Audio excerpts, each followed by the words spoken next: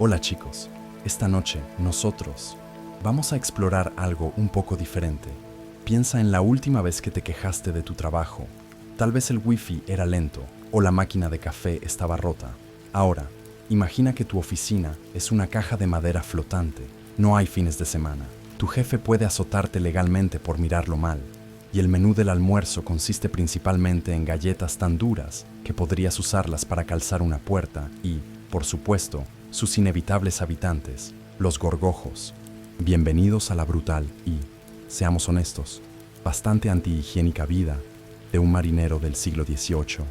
Probablemente no sobrevivirías a eso, pero juntos vamos a sumergirnos en ese mundo y ver qué se siente. Entonces, antes de ponerte cómodo, tómate un momento para darle me gusta al video y suscribirte, pero solo si realmente disfrutas lo que hago aquí. Y como siempre, me encanta saber desde dónde me están viendo y qué hora es en su rincón del mundo. Es fascinante pensar en todos nosotros, conectados a través del tiempo y el espacio, escuchando la misma historia. Ahora, atenúe las luces. Tal vez encienda un ventilador para obtener ese suave zumbido de fondo. Y comencemos juntos el viaje de esta noche. La noche es fría para ser de principios de verano, pero dentro de la taberna, el ancla oxidada, el aire es espeso y cálido. Huele a una mezcla compleja de cerveza derramada, humo de pipa, sudor humano y ese inconfundible aroma salado que se adhiere a todo en una ciudad portuaria.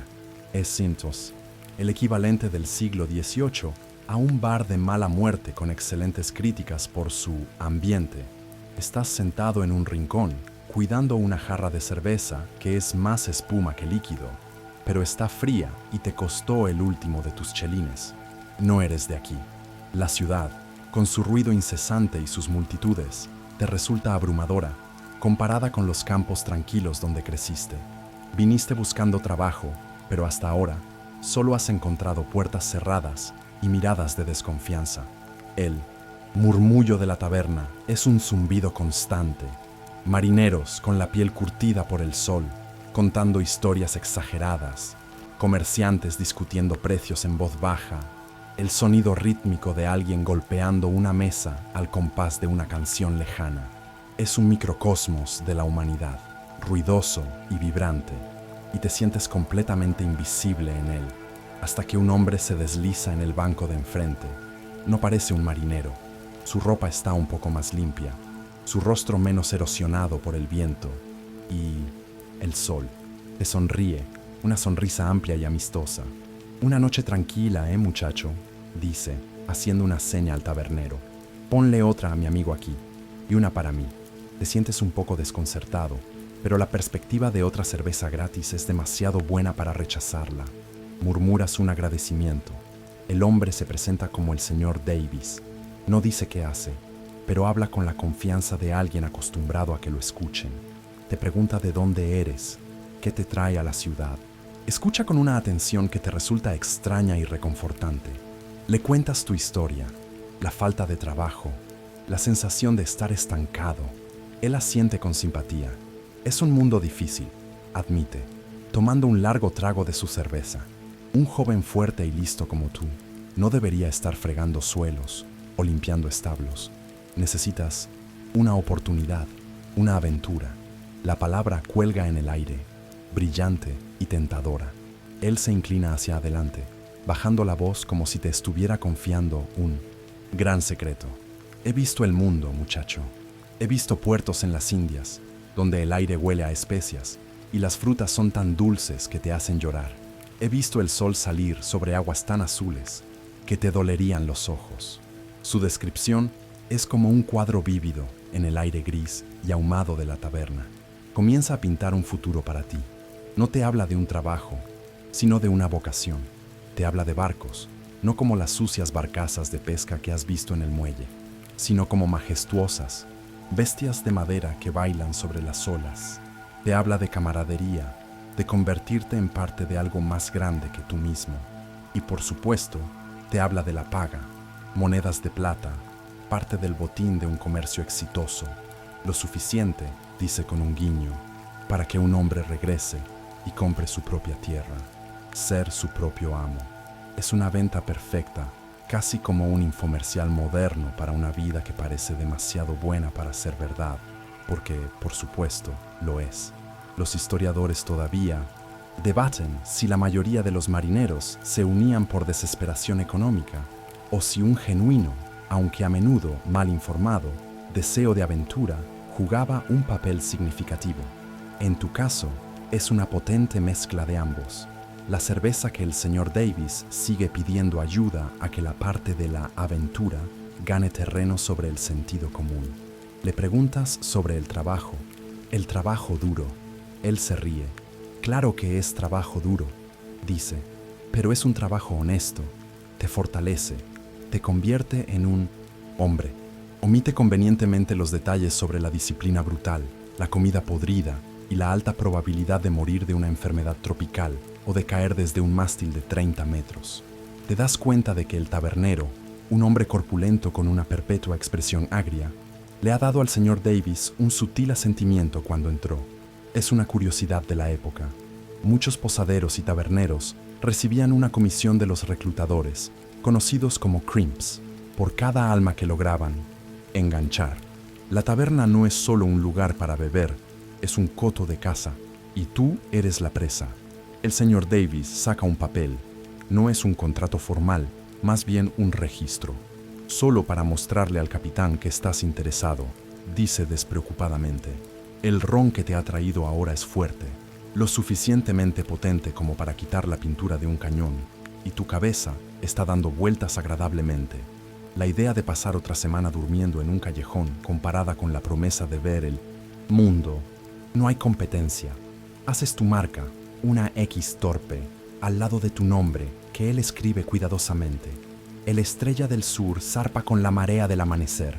Te informa, dándote una palmada en la espalda tan fuerte que casi te saca el aire. Duerme un poco, te recogeré en un par de horas. Se levanta, deja unas monedas sobre la mesa y se marcha, desapareciendo entre la multitud tan rápido como apareció. Te quedas solo, con la cabeza llena de imágenes de islas tropicales y cofres del Semonets, tesoro. Te sientes eufórico, como si acabaras de tomar la mejor decisión de tu vida. Te terminas el ron, el calor se extiende por tu pecho. Una aventura, por fin, una aventura. No tienes idea de que el contrato que acabas de firmar es menos un acuerdo legal y más un desafío borracho del que no puedes retractarte, y que el Estrella del Sur será tanto tu hogar como tu prisión durante los próximos años. El zumbido de la taberna parece desvanecerse, reemplazado por el sonido imaginario de las olas rompiendo contra un casco de madera. El despertar no es suave ni gradual, es un violento regreso a la conciencia, provocado por un dolor agudo en tus costillas y un grito áspero en tu oído. Arriba, pedazo de basura de tierra, el sol no espera a los borrachos. Abres los ojos y la confusión es instantánea. El techo está a centímetros de tu cara, oscuro y húmedo. El suelo se mueve, un balanceo constante y nauseabundo que amenaza con devolver la cerveza y el ron de la noche anterior. Tu cabeza palpita con un ritmo doloroso, un eco del error monumental que cometiste. El recuerdo acogedor de la taberna, el ancla oxidada, se siente como un sueño lejano, una vida que perteneció a otra persona. Te incorporas con un gemido y el mundo se enfoca con una claridad horrible. Estás en un espacio increíblemente reducido, el castillo de proa, o forecastle, como aprenderás a llamarlo. El aire es una agresión a tus pulmones, una mezcla sofocante del olor de docenas de cuerpos sin lavar, agua, de sentina estancada, el penetrante alquitrán de la impermeabilización de la madera y un toque subyacente de moho y descomposición. Es un olor que se te pega a la ropa, a la piel, al fondo de la garganta. Cuerpos están por todas partes, apretados en hamacas de lona colgadas de las vigas del techo. Algunos te miran con la misma expresión de pánico y arrepentimiento que seguramente tienes tú. Son los otros reclutas, las otras almas que cayeron en la red del señor Davis. A través de una pequeña abertura, una tronera, puedes ver una franja de agua gris y espumosa. La costa se aleja, una línea verde y marrón cada vez más delgada en el horizonte. La trampa se ha cerrado. No hay a dónde correr. Este no es el majestuoso navío de tus fantasías de borracho. Es una bestia de trabajo, funcional, sucia y completamente indiferente a tu comodidad. Un hombre se acerca, agachándose para pasar bajo las vigas. Es corpulento, con un rostro que parece tallado en madera vieja y una barba enmarañada. No, es el señor Davis. Este hombre no sonríe. Su mirada te recorre de arriba abajo con desprecio. Así que esta es la nueva carne, gruñe, su voz como el roce de la grava. Escuchen bien, gusanos. No me importa cómo llegaron aquí. Ahora pertenecen a la Estrella del Sur y el capitán es su dios. Yo soy el contramaestre. Mi palabra es la ley aquí abajo. Trabajan, comen, duermen cuando yo digo. Si son lentos, los apuraré. Si son estúpidos, los haré listos. Si se quejan, les daré una razón real para hacerlo. Su filosofía de gestión de recursos humanos, francamente, deja mucho que desear y probablemente no recibiría buenas críticas en una plataforma de empleo moderna. Te empujan y te meten prisa para salir de ese agujero oscuro. Mientras buscas tu equilibrio en el suelo oscilante, te das cuenta de que no tienes pertenencias, salvo la ropa que llevas puesta. Todo lo que poseías se ha quedado en tierra. Estás literalmente despojado de tu vida anterior. Los historiadores debaten sobre el grado de shock cultural que experimentaba un campesino o un artesano urbano al ser arrojado a la cultura totalmente única y aislada de un barco, un mundo con su propio lenguaje, rituales y leyes no escritas. Para ti no es un debate, es como haber aterrizado en otro planeta, uno que huele a pescado podrido y desesperación. Un marinero mayor, al ver tu expresión perdida, te da un codazo no muy suave. Busca un compañero de rancho, novato, te dice, no con amabilidad, sino con el pragmatismo de quien ha visto a muchos como tú. Compartes tu comida, compartes tu espacio. Es mejor tener a alguien que te cubra las espaldas. Esta es una curiosidad de la vida a bordo, la creación de pequeños lazos de supervivencia. En este infierno flotante, un messmate o compañero es la unidad social más básica y esencial. Te asignan a un joven flacucho llamado Thomas, que parece tan aterrorizado como tú. No intercambian palabras, solo una mirada de mutua miseria. El contramaestre vuelve a gritar, esta vez con una impaciencia que promete violencia. A cubierta. No les pagamos por estar ahí parados luciendo bonitos. Te empujan hacia una escalera estrecha. Subes, tropezando, hacia la luz del día. El sonido de la madera crujiendo y el agua golpeando el casco llenando tus oídos. El aire fresco del mar es un alivio momentáneo, pero mientras tu cabeza emerge a la cubierta principal, tus ojos se abren con una nueva clase de pavor ante el caos organizado que te espera. La aventura ha terminado. La supervivencia acaba de comenzar. Sales a la luz del sol y el mundo se inclina violentamente bajo tus pies. La cubierta principal de la Estrella del Sur es una selva de cuerdas, velas enrolladas, cañones, barriles y hombres que se mueven con un propósito frenético que no comprendes. El mástil principal se eleva sobre ti como una secuoya, una torre de madera y lona que parece arañar las nubes. La escala es abrumadora, aterradora. El suave balanceo que sentías abajo es aquí un movimiento mucho más pronunciado, un constante recordatorio de que solo unos pocos centímetros de madera te separan del océano infinito. A ti y a los otros novatos los agrupan como a un rebaño de ovejas confundidas. Un marinero viejo y curtido, al que todos llaman Barnaby, es asignado como vuestro tutor. No tiene la paciencia de un maestro de escuela. Su método de enseñanza es señalar, gritar y golpear. Esto es una driza, esto es una escota, esto es un amantillo. Apréndanselo. Ladra, señalando un laberinto de cuerdas que a tus ojos parecen todas idénticas. Aprender las cuerdas no es una metáfora aquí, es tu trabajo, y tu vida podría depender de ello. Es un hecho histórico conocido que cada cuerda en un barco de aparejo cuadrado tenía un nombre y un propósito específico, y se esperaba que un marinero experimentado pudiera encontrar cualquiera de ellas en la oscuridad total, solo por el tacto. Para ti, Es como intentar memorizar un diccionario en un idioma alienígena durante un terremoto. El trabajo comienza de inmediato. Te ordenan tirar de una cuerda gruesa y áspera. Pones todo tu peso en ella. Tus músculos, acostumbrados al trabajo de la granja, gritan en protesta. El sol es implacable. Te golpea sin piedad. El sudor te pica en los ojos. Tus manos, que ayer eran simplemente las manos de un joven, se convierten en herramientas. En cuestión de horas, están rojas y doloridas. Al final del día, están cubiertas de ampollas que se rompen y sangran. Miras con envidia las manos de los marineros, veteranos, cubiertas de callosidades gruesas y pulidas, una curiosa marca de honor conocida como palmas de marinero. Tus manos suaves te delatan como un inútil, un green hand. Entonces llega el verdadero terror. A los obenques, grita el contramaestre. Te obliga a empezar a subir por la escala de cuerda que corre por el costado del mástil. Miras hacia arriba y el vértigo te golpea como una pared física. Subir es antinatural y agotador. Tus brazos tiemblan. La escala de cuerda se balancea con cada movimiento del barco. Miras hacia abajo una vez. Un error terrible. La cubierta parece estar a una milla de distancia. Los hombres reducidos a muñecos. El viento silba a tu alrededor, tratando de arrancarte de tu precario agarre. Te aferras a la cuerda con la fuerza de la desesperación. El miedo es un sabor metálico en tu boca. La vista es probablemente espectacular, pero estás demasiado ocupado teniendo un ataque de pánico silencioso como para pensar en escribir una reseña de viaje. Un marinero que sube detrás de ti te grita que te muevas.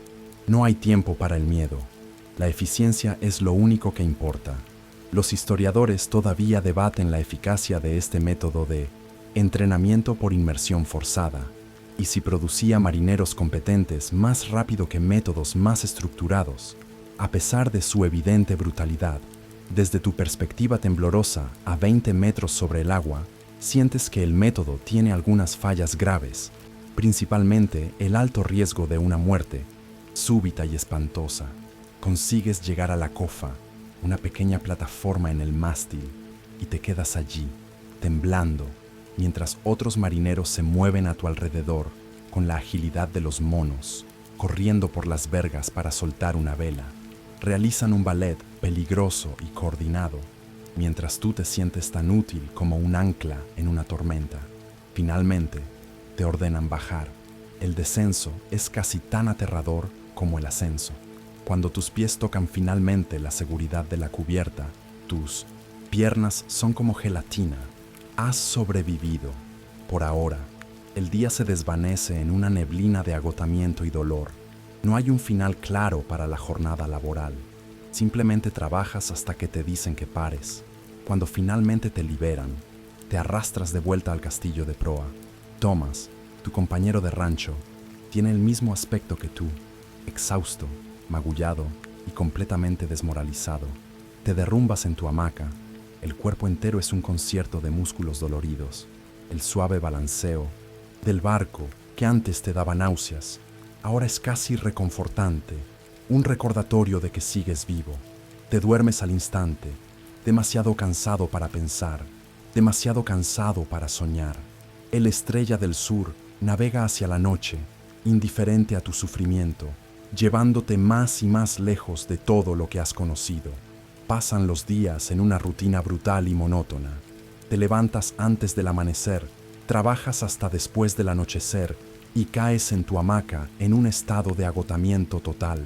La vida a bordo no se trata solo del trabajo físico, se trata de comprender y sobrevivir a la rígida estructura de poder que lo gobierna todo. La jerarquía es tan clara y tan sólida como el mástil principal. En la cima está el capitán, una figura casi mítica que rara vez ves. Es el dios de este universo de madera, y sus edictos se transmiten a través de sus ángeles y arcángeles, el primer y segundo oficial. Pero el poder que sientes a diario, la fuerza que realmente da forma a tu existencia, es el contramaestre, es el supervisor, el capataz y el verdugo, todo en uno. Patrulla la cubierta con un trozo de cuerda corto y grueso en la mano. un cebador que no duda en usar en la espalda de cualquiera que considere que está holgazaneando.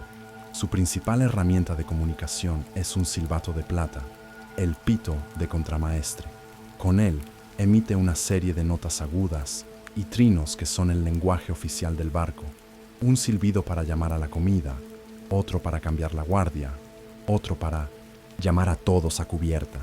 Aprendes a distinguir esas llamadas como un perro aprende el silbido de su amo. La lección más dura sobre la disciplina llega una tarde soleada. El trabajo se detiene de repente. Una orden silenciosa recorre la cubierta. Todos a cubierta, murmura Barnaby, el viejo marinero, con una expresión sombría. La tripulación se reúne en la cintura del barco. El ambiente es tenso, pesado. El capitán emerge de su camarote, un hombre severo con ojos fríos. A su lado, dos marineros corpulentos arrastran a un joven llamado Finn, acusado de robarse una ración extra de ron. Lo atan a una reja de madera. Le quitan la camisa, dejando su espalda pálida y vulnerable al sol. El capitán lee en voz alta un extracto de los artículos de guerra, su voz monótona y desapasionada. Luego, hace una seña al ayudante del contramaestre, un hombre musculoso y sin cuello. Él sostiene el instrumento de castigo, el gato de 9 colas. Es un látigo con 9 cuerdas anudadas, diseñado para desgarrar la piel. La tripulación observa en un silencio sepulcral.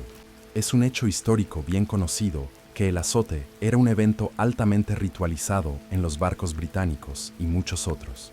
No era solo un castigo, era una obra de teatro brutal, diseñada para grabar la obediencia en la mente de cada espectador. El primer latigazo suena como un disparo en el aire quieto. Una línea roja y delgada aparece en la espalda de Finn. Él ahoga un grito. El segundo, el tercero. No te atreves a apartar la mirada. Se considera una falta de respeto. Te obligas a mirar. El horror te revuelve el estómago. El sonido rítmico y húmedo de la carne siendo golpeada. Los gritos ahogados del hombre. El rostro impasible del capitán. Los marineros veteranos tienen una jerga morbosa para ello. Una forma de humor negro para sobrellevar el horror. Probar el gato o abrazar a la dama de 9 colas. Para ti, no hay nada gracioso en esto. Es la expresión más pura y aterradora del poder absoluto. Los historiadores debaten si la extrema dureza de la disciplina a bordo era una necesidad pragmática para mantener el orden en un entorno peligroso y con tripulaciones a menudo reacias, o si representaba un abuso de poder sistémico que iba más allá de lo necesario. Mientras observas las 12 laceraciones sangrientas en la espalda de Finn, no tienes ninguna duda. Esto es terror y funciona. Cuando finalmente terminan y desatan al hombre, que apenas puede mantenerse en pie, la lección ha quedado grabada en tu alma. Mantén la cabeza gacha, haz tu trabajo, no robes, no desobedezcas, no te hagas notar. El miedo se convierte en tu compañero constante, una sombra fría que te sigue por toda la cubierta. Esa noche, en tu hamaca, el suave crujido de las maderas del barco ya no suena como una canción de cuna, suena como el gemido de una prisión flotante, y el recuerdo del silbido del látigo es una melodía que sabes que no olvidarás pronto. Cualquier fantasía que te quedara sobre la gloria y la aventura en el mar se ha disuelto, dejando solo una fría y dura realidad. Llevas varias semanas en el mar y la rutina se ha grabado en tus huesos. La costa, ese último vínculo con tu vida anterior, es ahora solo un recuerdo borroso.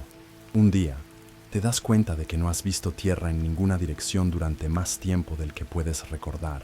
Subes al aparejo, no ya con el terror paralizante de los primeros días, sino con una resignación funcional, y miras hacia el horizonte.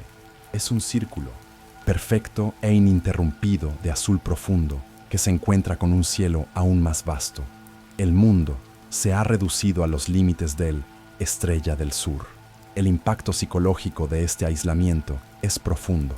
Es un momento crucial en la transformación de un hombre de tierra a un hombre de mar. Un rito de paso conocido simplemente como perder la tierra. La sensación es una mezcla extraña de asombro y pavor. Hay una belleza innegable en ello.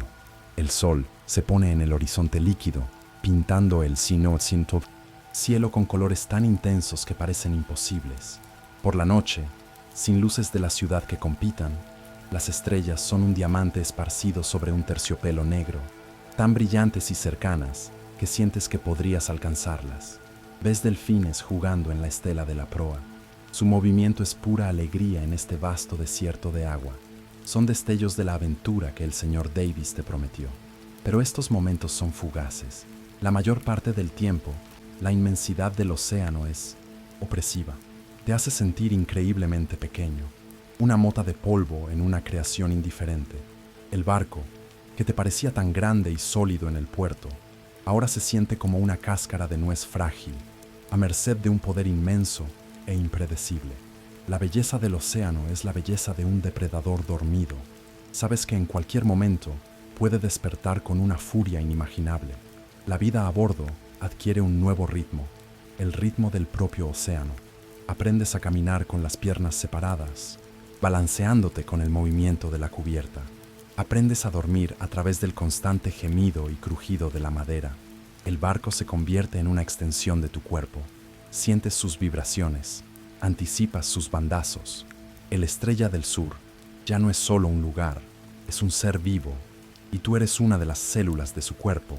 Tu universo se ha contraído a este microcosmos de madera y lona. Las únicas personas en tu mundo son la tripulación, una familia disfuncional unida por el peligro compartido y la miseria mutua. Con el aislamiento, las supersticiones de los marineros, que al principio te parecían tonterías, comienzan a tener un extraño sentido. Son una forma de imponer un poco de orden en un mundo de caos. Un día, mientras estás de guardia, empiezas a silbar una melodía de tu pueblo para pasar el tiempo. Barnaby, el viejo lobo de mar, te golpea en la nuca. No silbes, idiota. Sisea, sus ojos llenos de un miedo genuino. ¿Quieres llamar a una tormenta? Aprendes que silbar es mala suerte. También lo es ver un cormorán solitario o zarpar en viernes. Estas creencias y rituales, una curiosidad histórica para los forasteros, son leyes no escritas que proporcionan una ilusión de control cuando en realidad no tienes ninguno.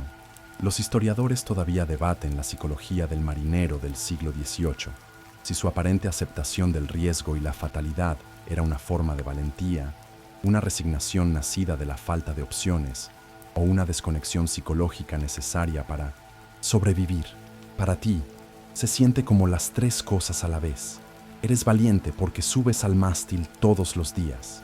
Estás resignado porque sabes que no tienes otra opción. Y te estás desconectando porque pensar demasiado en tu situación, en la delgada línea entre la vida y la muerte, es un camino rápido hacia la locura. Estás en la guardia de medianoche, aferrado al timón junto a un marinero mayor. La única luz proviene de la lámpara de la bitácora y de 1.000.000 de estrellas indiferentes. El único sonido es el susurro del agua contra el casco y el crujido de la jarcia. Miras la estela fosforescente que deja el barco en el agua negra. Ya no eres el joven ingenuo que entró en una taberna buscando trabajo. Ese chico se ha ido, perdido en algún lugar del camino. En su lugar hay algo más duro, más delgado, más silencioso. Eres un marinero, para bien, o como sospechas cada vez con más fuerza, para muy, muy mal. El verdadero viaje, el que te cambiará para siempre, acaba de empezar. La vida. A bordo se rige por dos cosas, el pito del contramaestre y tu estómago vacío.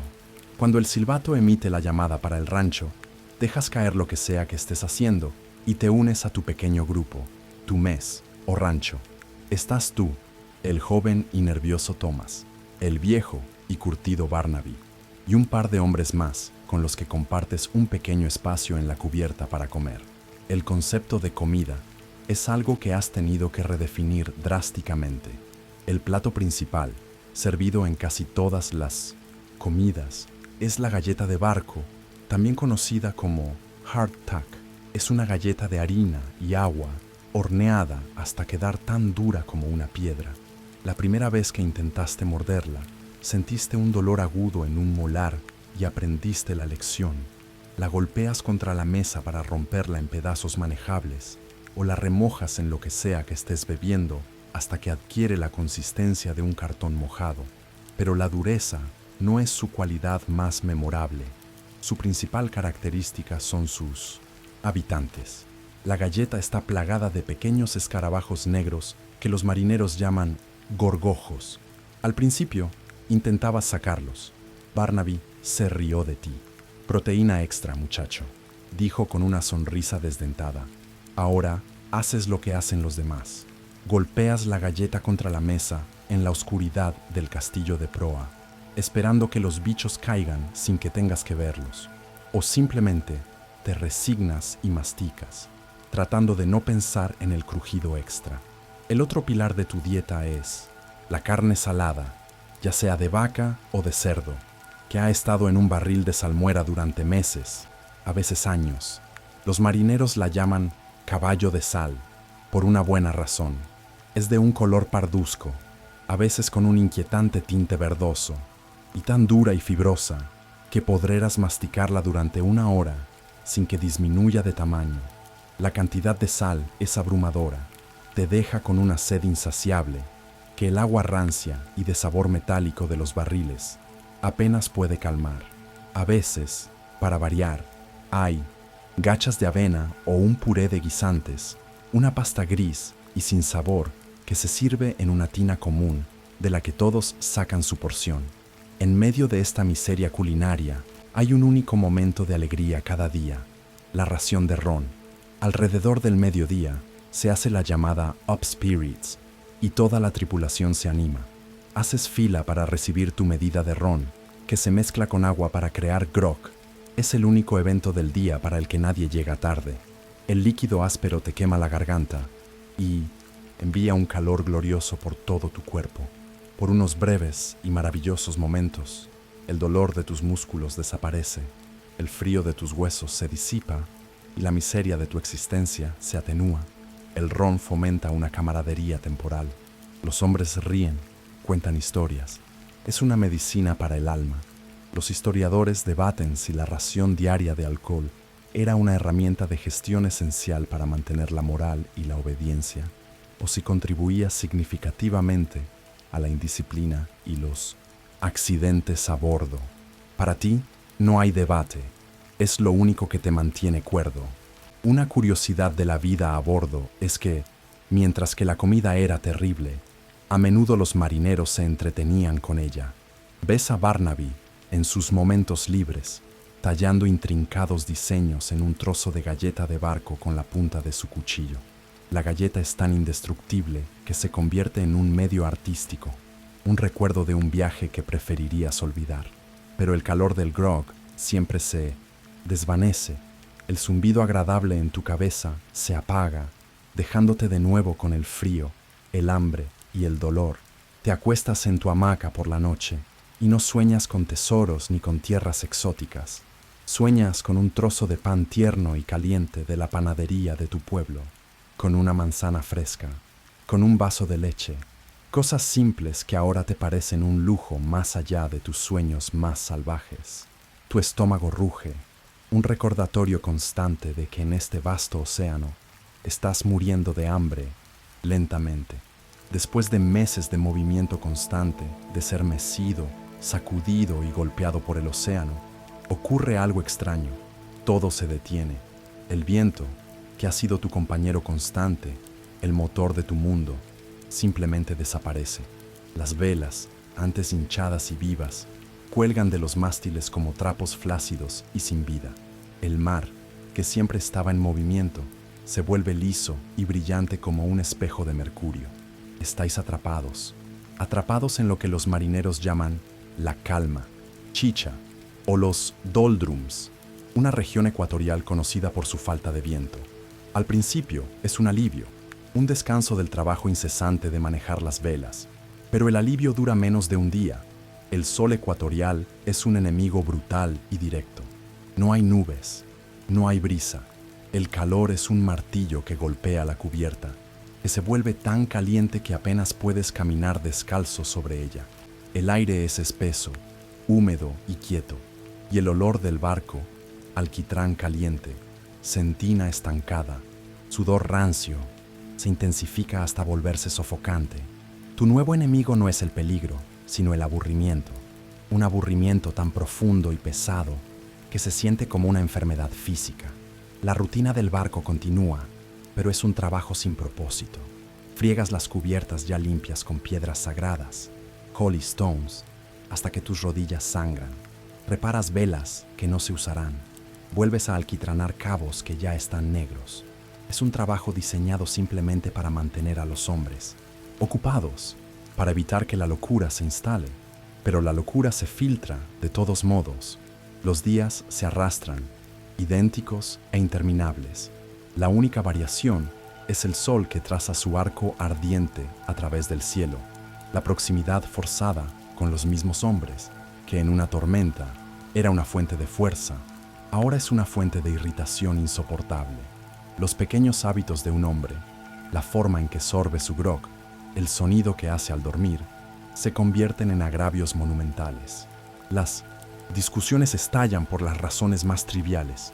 Una herramienta perdida, una mirada equivocada, un empujón accidental. La tensión a bordo es tan palpable como el calor.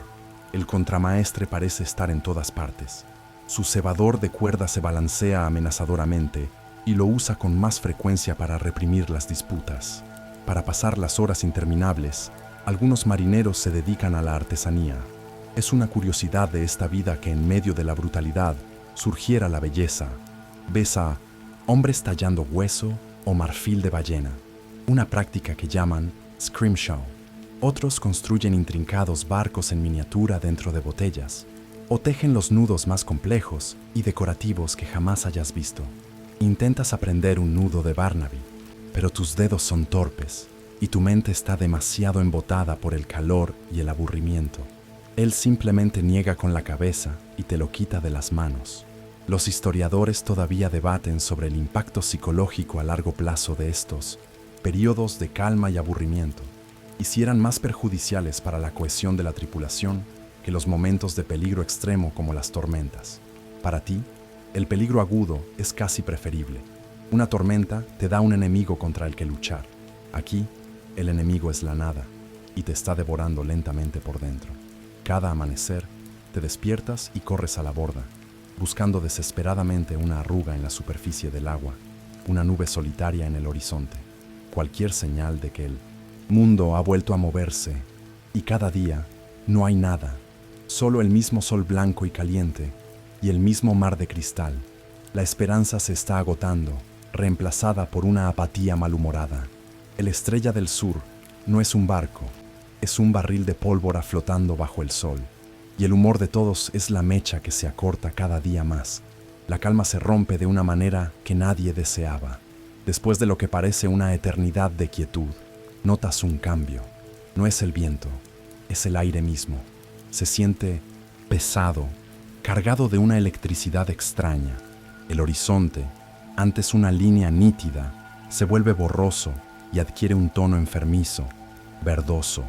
Barnaby deja de hacer lo que está haciendo, olfatea el aire como un animal y mira hacia el oeste con una expresión que nunca le habías visto, una mezcla de conocimiento y miedo puro. Ahí viene, murmura a nadie en particular. El cambio es increíblemente rápido.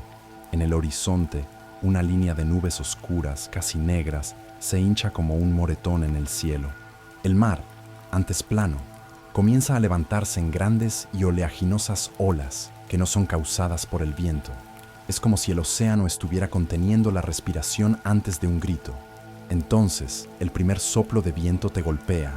No es una brisa, es una ráfaga caliente y violenta que hace que el aparejo silbe y las velas, flácidas durante semanas, se hinchen y suenen como disparos de látigo. «Toda la tripulación a cubierta», ruge el capitán. Su voz, normalmente tranquila, ahora es un trueno que corta el aire. «Aferrad las velas, asegurad las escotillas». El letargo de las últimas semanas se evapora instantáneamente, reemplazado por una actividad frenética y desesperada.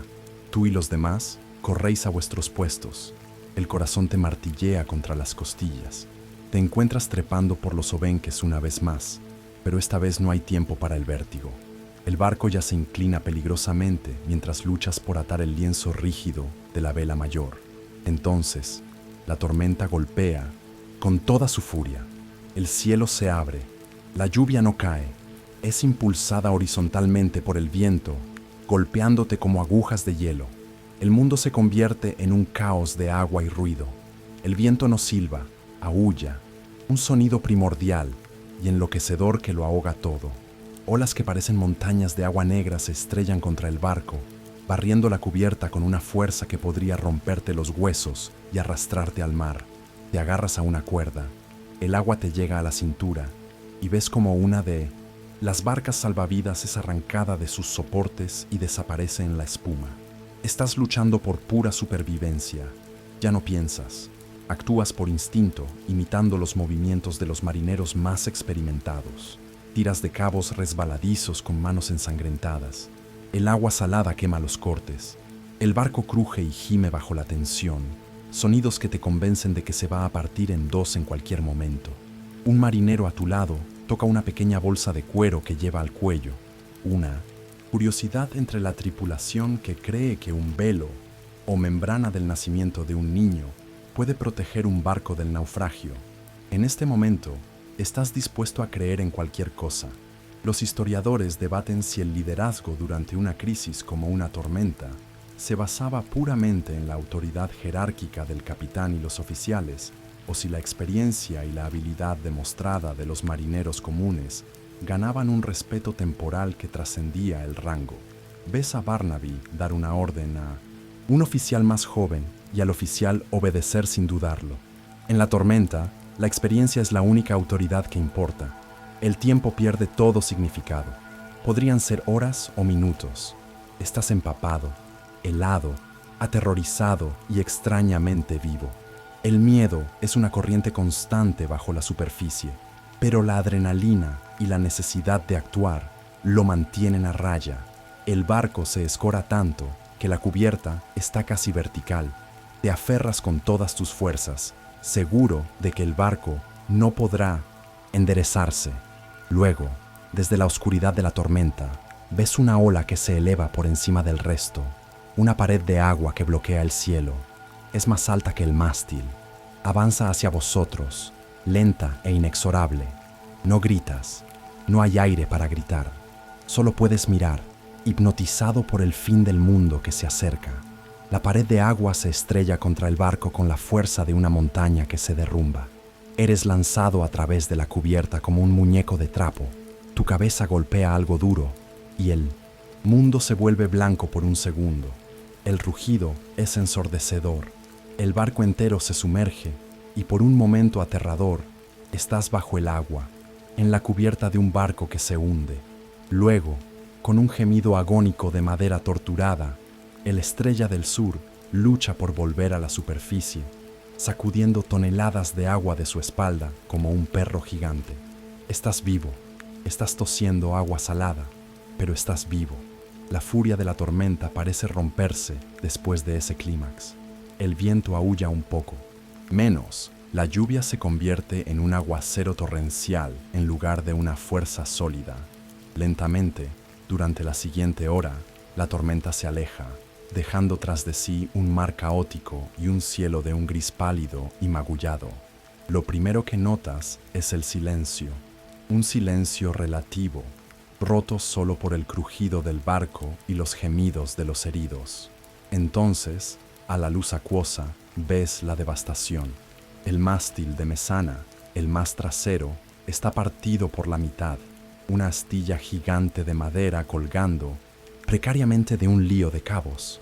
Las velas que no habían sido recogidas están hechas jirones, ondeando como banderas fantasmales.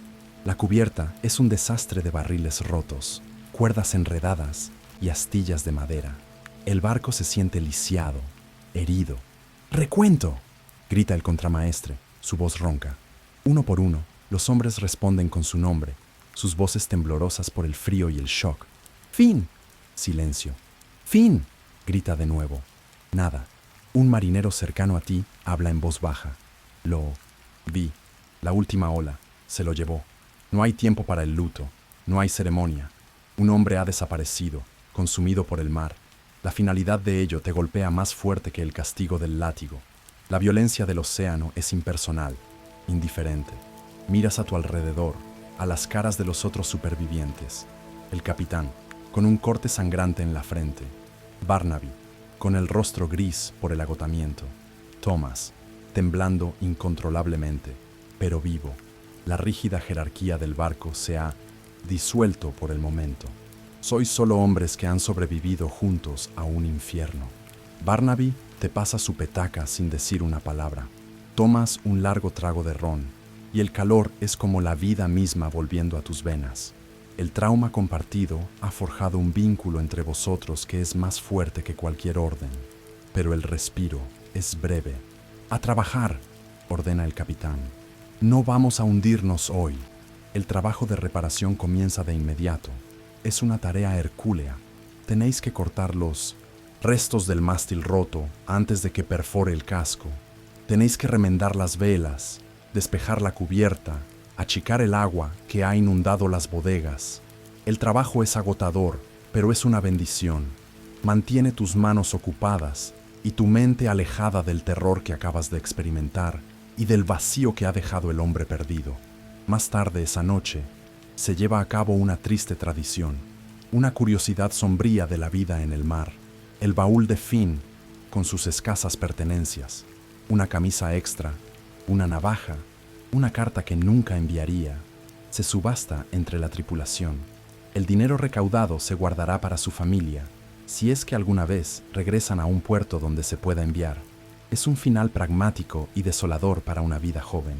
Los historiadores debaten si estas experiencias de peligro extremo y supervivencia compartida fomentaban una lealtad duradera a la tripulación y a los oficiales, o si simplemente profundizaban el resentimiento subyacente hacia una vida que los exponía a tales riesgos. Mientras clavas un trozo de lona sobre una barandilla astillada, sientes el dolor en tus costillas magulladas. El barco tiene cicatrices, tú tienes cicatrices.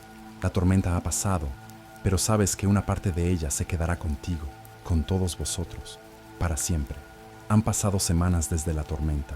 Con un mástil improvisado y velas remendadas, el Estrella del Sur cojea a través del océano.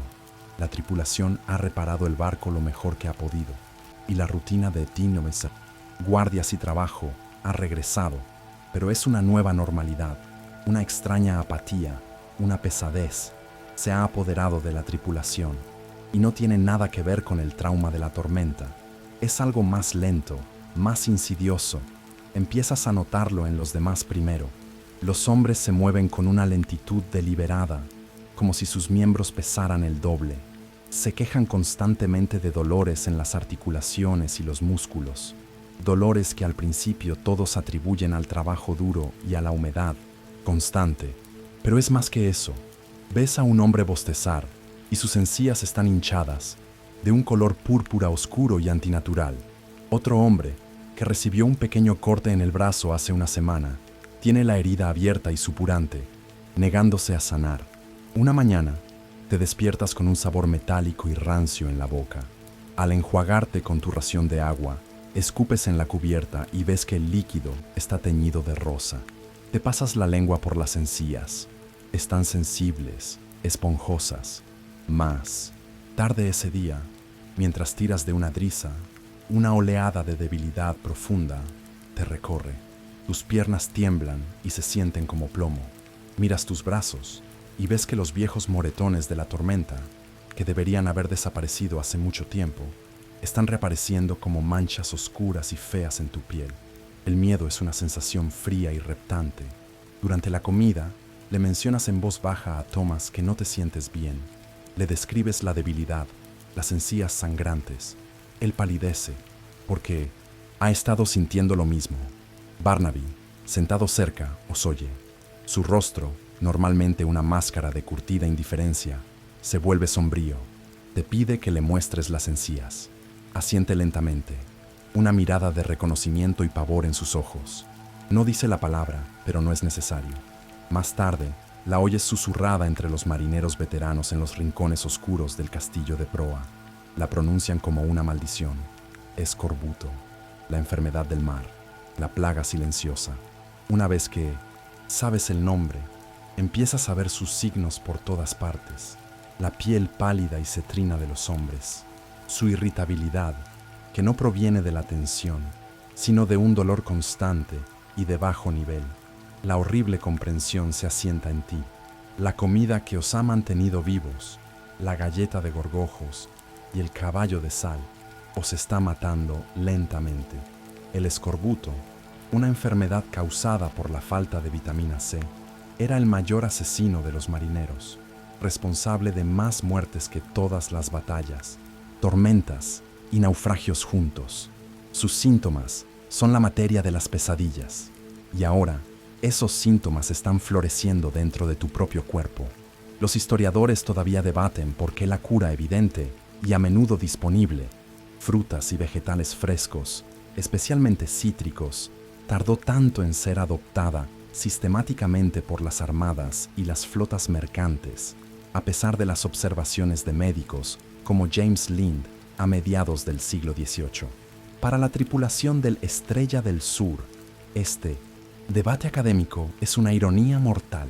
Están muriendo de una enfermedad con una cura conocida, pero esa cura está a miles de kilómetros de distancia. Antes de la llegada del escorbuto, existían todo tipo de curas extrañas y populares, desde beber pequeñas cantidades de ácido sulfúrico hasta tomar sopa portátil deshidratada. Ninguna de ellas funciona. Te acuestas en tu hamaca esa noche, el cuerpo dolorido, la boca con sabor a sangre. Este miedo es diferente.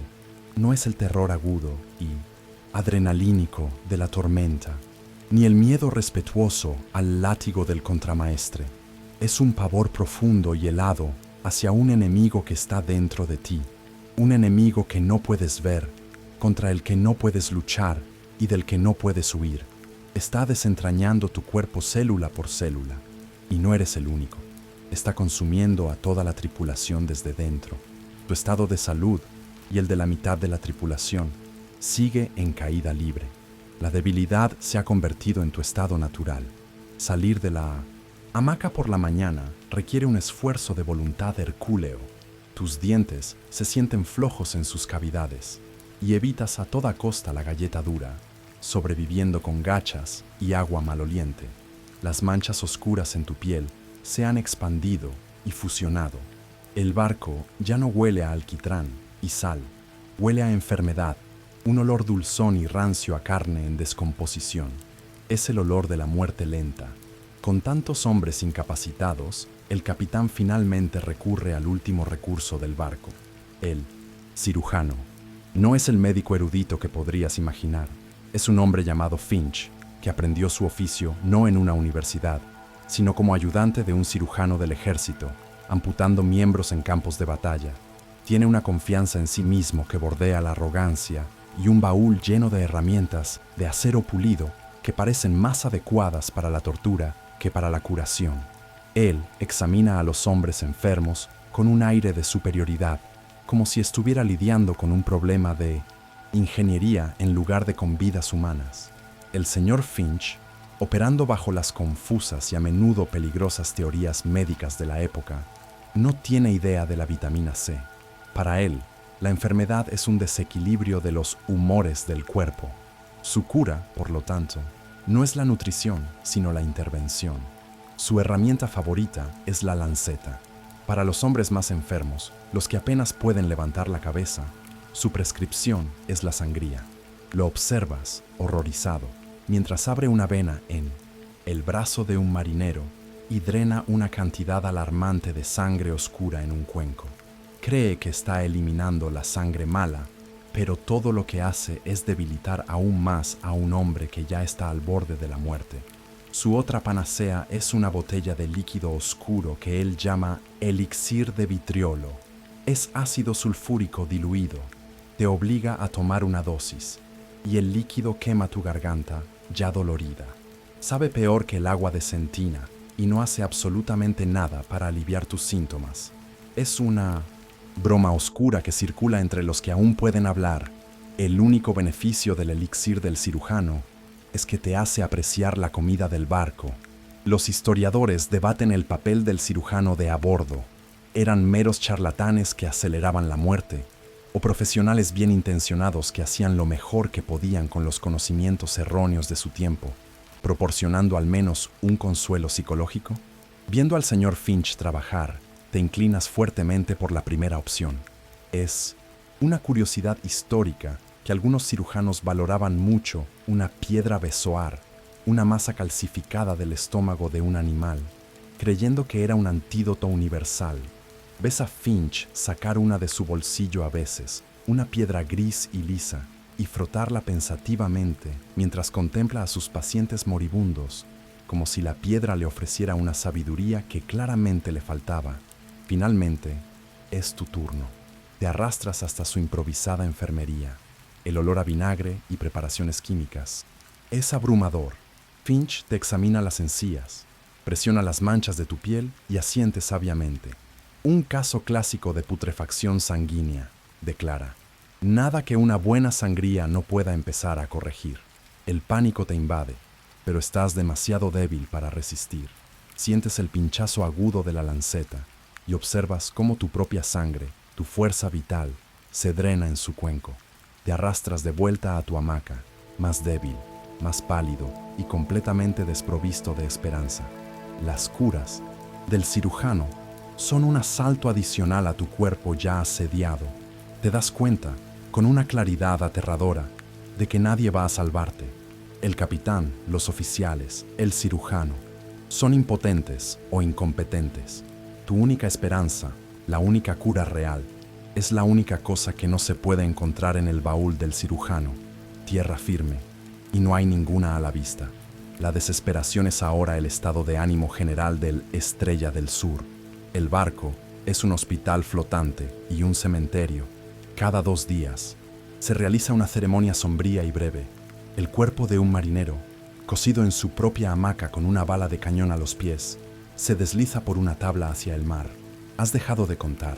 El trabajo de navegar el barco recae sobre los pocos que, como tú, todavía pueden ponerse de pie, aunque cada movimiento sea una agonía. La esperanza no es solo escasa, es una fantasía absurda. Y entonces, cuando la noche es más oscura, llega el grito. Tierra a la vista. La voz del vigía desde lo alto del palo mayor es aguda y casi histérica. Al principio, crees que es una alucinación, un producto de la fiebre y el hambre. Otros hombres a tu alrededor también levantan la cabeza, sin atreverse a creer. Te arrastras hasta la barandilla, tus piernas temblando, y lo ves, una línea oscura y delgada en el horizonte occidental, apenas visible. No es una nube, es sólida.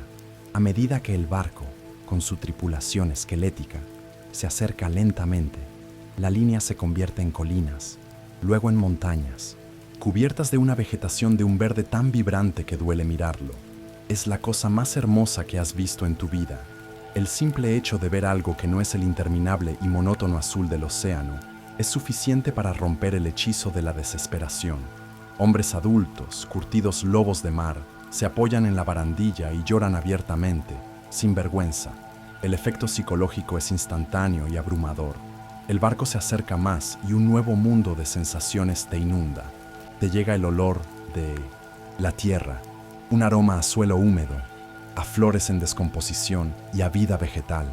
Es el perfume más dulce que puedas imaginar y limpia el hedor a enfermedad del barco. Ves playas de arena blanca bordeadas de palmeras. Escuchas el graznido de aves exóticas. Parece un paraíso sacado de un sueño. El ancla cae con un estruendo de cadena y un chapoteo que es el sonido de la salvación. La recuperación es asombrosamente rápida, un hecho histórico que parecía milagroso en ese momento.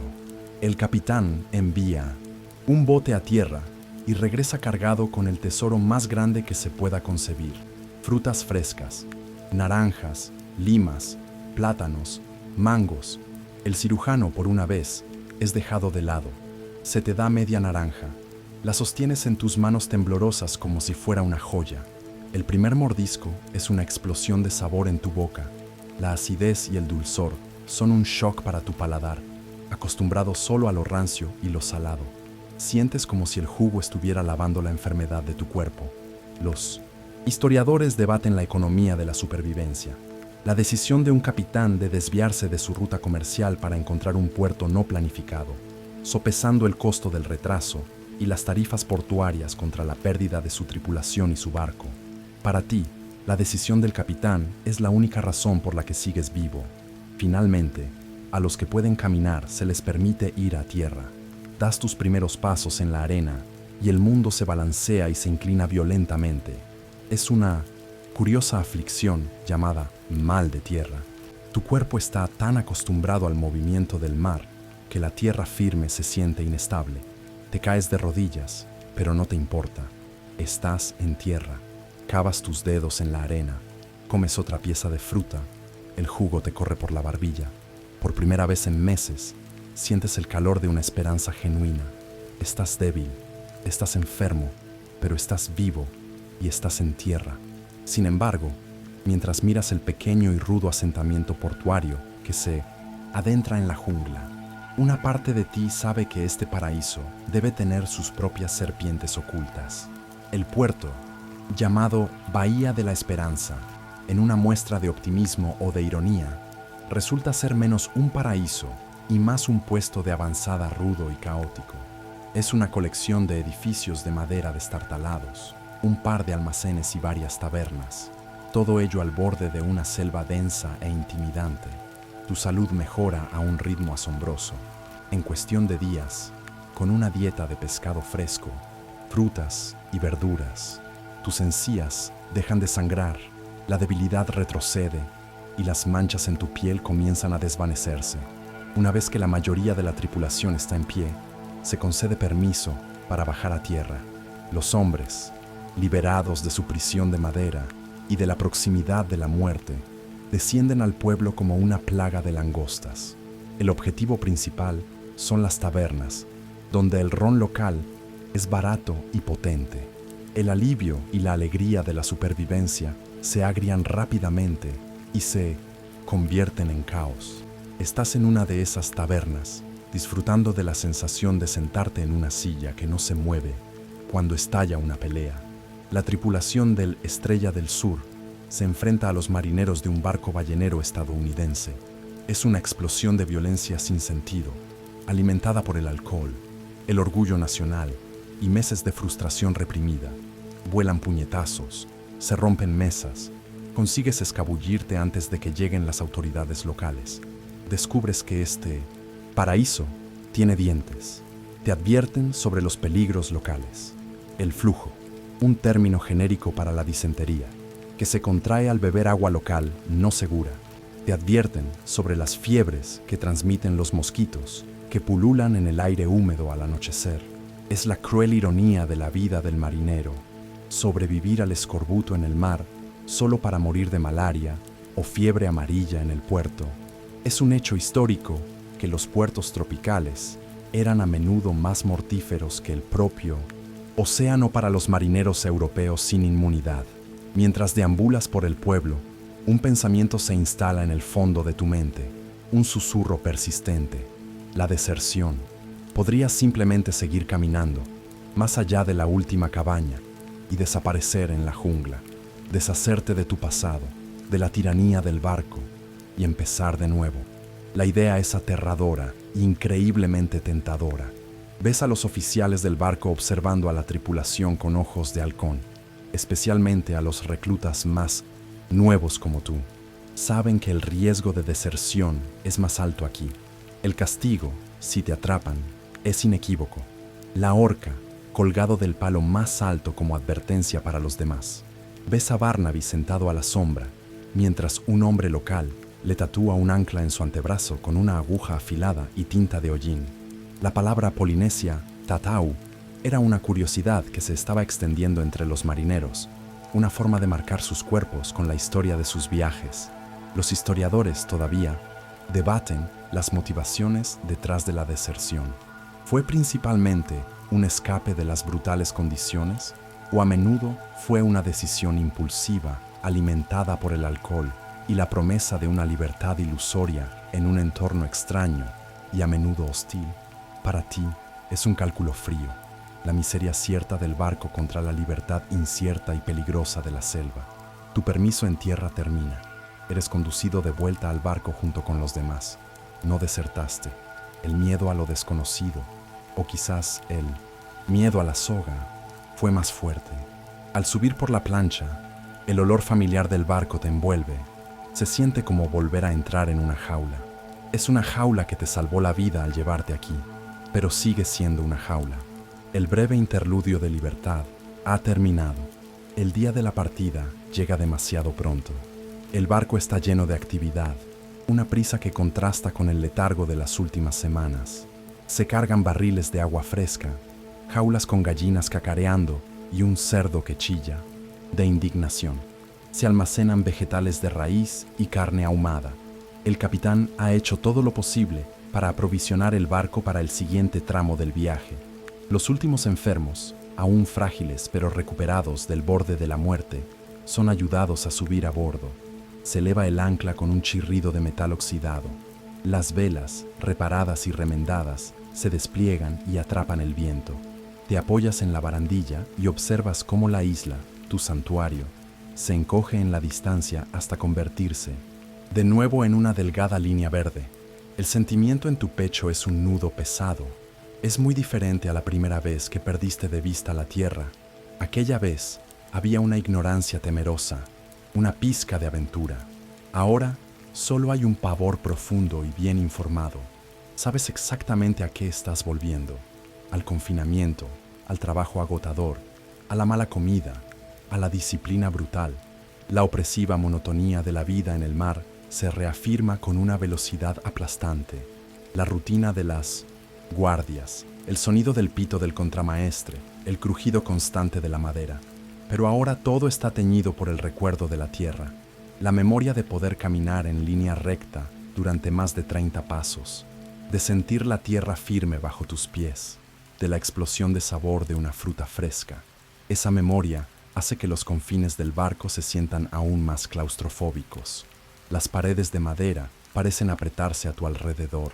La jaula es más pequeña porque ahora conoces el tamaño del mundo exterior. La moral de la tripulación, que se había disparado con la llegada a tierra, se desploma a un nuevo mínimo. Han probado la libertad y les ha sido arrebatada. La unidad forjada en la tormenta y el escorbuto se ha evaporado, reemplazada por un resentimiento hosco y silencioso. Los oficiales parecen sentirlo. Son más duros, más rápidos para castigar las infracciones más pequeñas, como si intentaran reafirmar su autoridad sobre una tripulación que ahora saben que es propensa a la deserción. En una semana, la fruta fresca se ha acabado. El cerdo y las gallinas han sido sacrificados y comidos. Vuelves a la dieta de galleta y caballo de sal. El recuerdo de la dulzura de un mango hace que la galleta insípida y llena de gorgojos sea un insulto personal.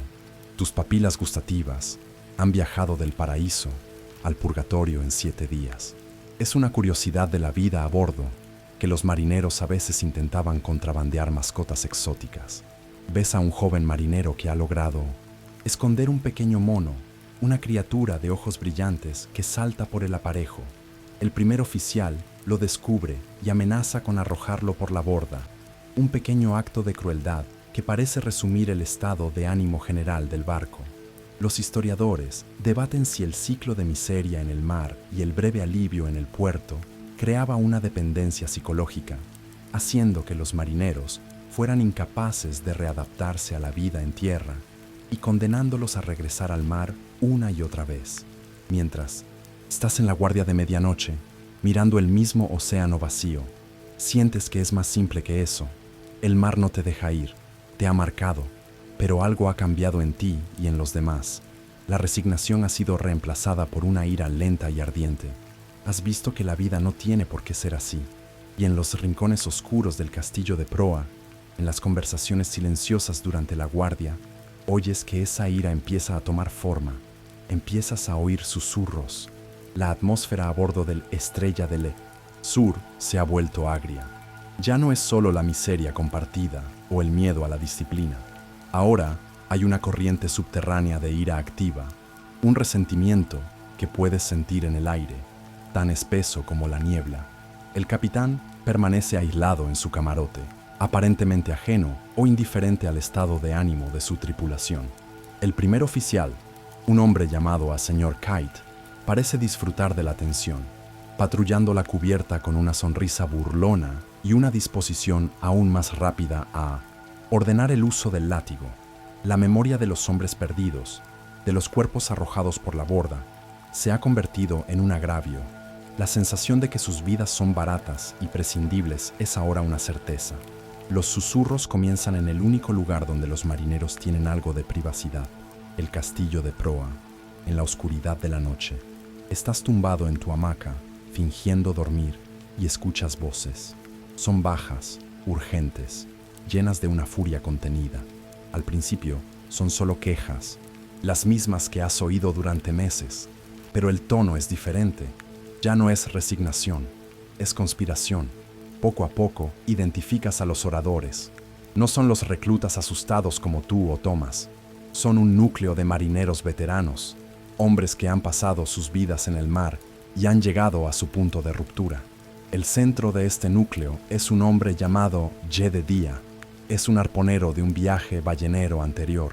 Un hombre grande y callado, con manos como mazos y ojos que han visto demasiado. A diferencia de Barnaby, que es demasiado viejo y cínico para rebeliones, Jedediah todavía tiene fuego en su interior y habla no de quejas, sino de acción. Habla de derechos, una palabra que suena extraña y peligrosa en este barco. Habla de tomar lo que es suyo. Escuchas fragmentos de sus planes. Hablan de la incompetencia del capitán durante la tormenta. Hablan del señor Kite y su amor por la crueldad. Hablan de las riquezas que el barco transporta en su bodega, riquezas de las que nunca verán un chelín.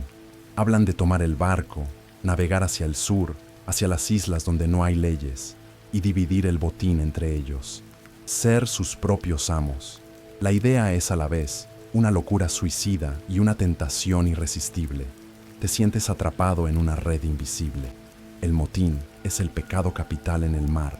La ley es absoluta. El castigo es la muerte, una muerte fea y vergonzosa, colgado de una verga para que los pájaros te saquen los ojos. Haces todo lo posible por evitar al grupo de Jedediah. Mantienes la cabeza gacha, los oídos cerrados, pero el barco es un mundo diminuto. Es imposible no ver las miradas que se cruzan, las reuniones silenciosas en la proa durante la guardia de medianoche. Una noche, mientras estás sentado afilando tu cuchillo, Jedediah se sienta a tu lado. No te amenaza. Su voz es tranquila y razonable. Vi tu cara cuando azotaron a Finn, dice. Vi tu cara cuando empezamos a arrojar hombres por la borda. ¿Crees que al capitán o a Kite les importa si vives o mueres? No respondes. Nos ven como ganado, continúa. Trabajamos, morimos, y ellos se hacen ricos. No tiene por qué ser así. Se levanta para irse. Piensa en ello, muchacho. Llega un momento en que un hombre tiene que decidir si quiere morir de rodillas por la enfermedad de otro o de pie por su propia libertad. Te quedas allí, con el cuchillo en la mano, el corazón latiendo con fuerza. La pregunta de Jedediah te ha acorralado. Los historiadores debaten si los motines eran actos de rebelión política primordial contra la tiranía, o más a menudo, explosiones caóticas y mal planificadas, impulsadas por agravios inmediatos y personalidades carismáticas, pero imprudentes. Lo que Jedediah propone se siente como ambas cosas. Estás aterrorizado, pero por primera vez, una pequeña parte de ti también siente una chispa de algo más, la peligrosa y salvaje posibilidad de la esperanza.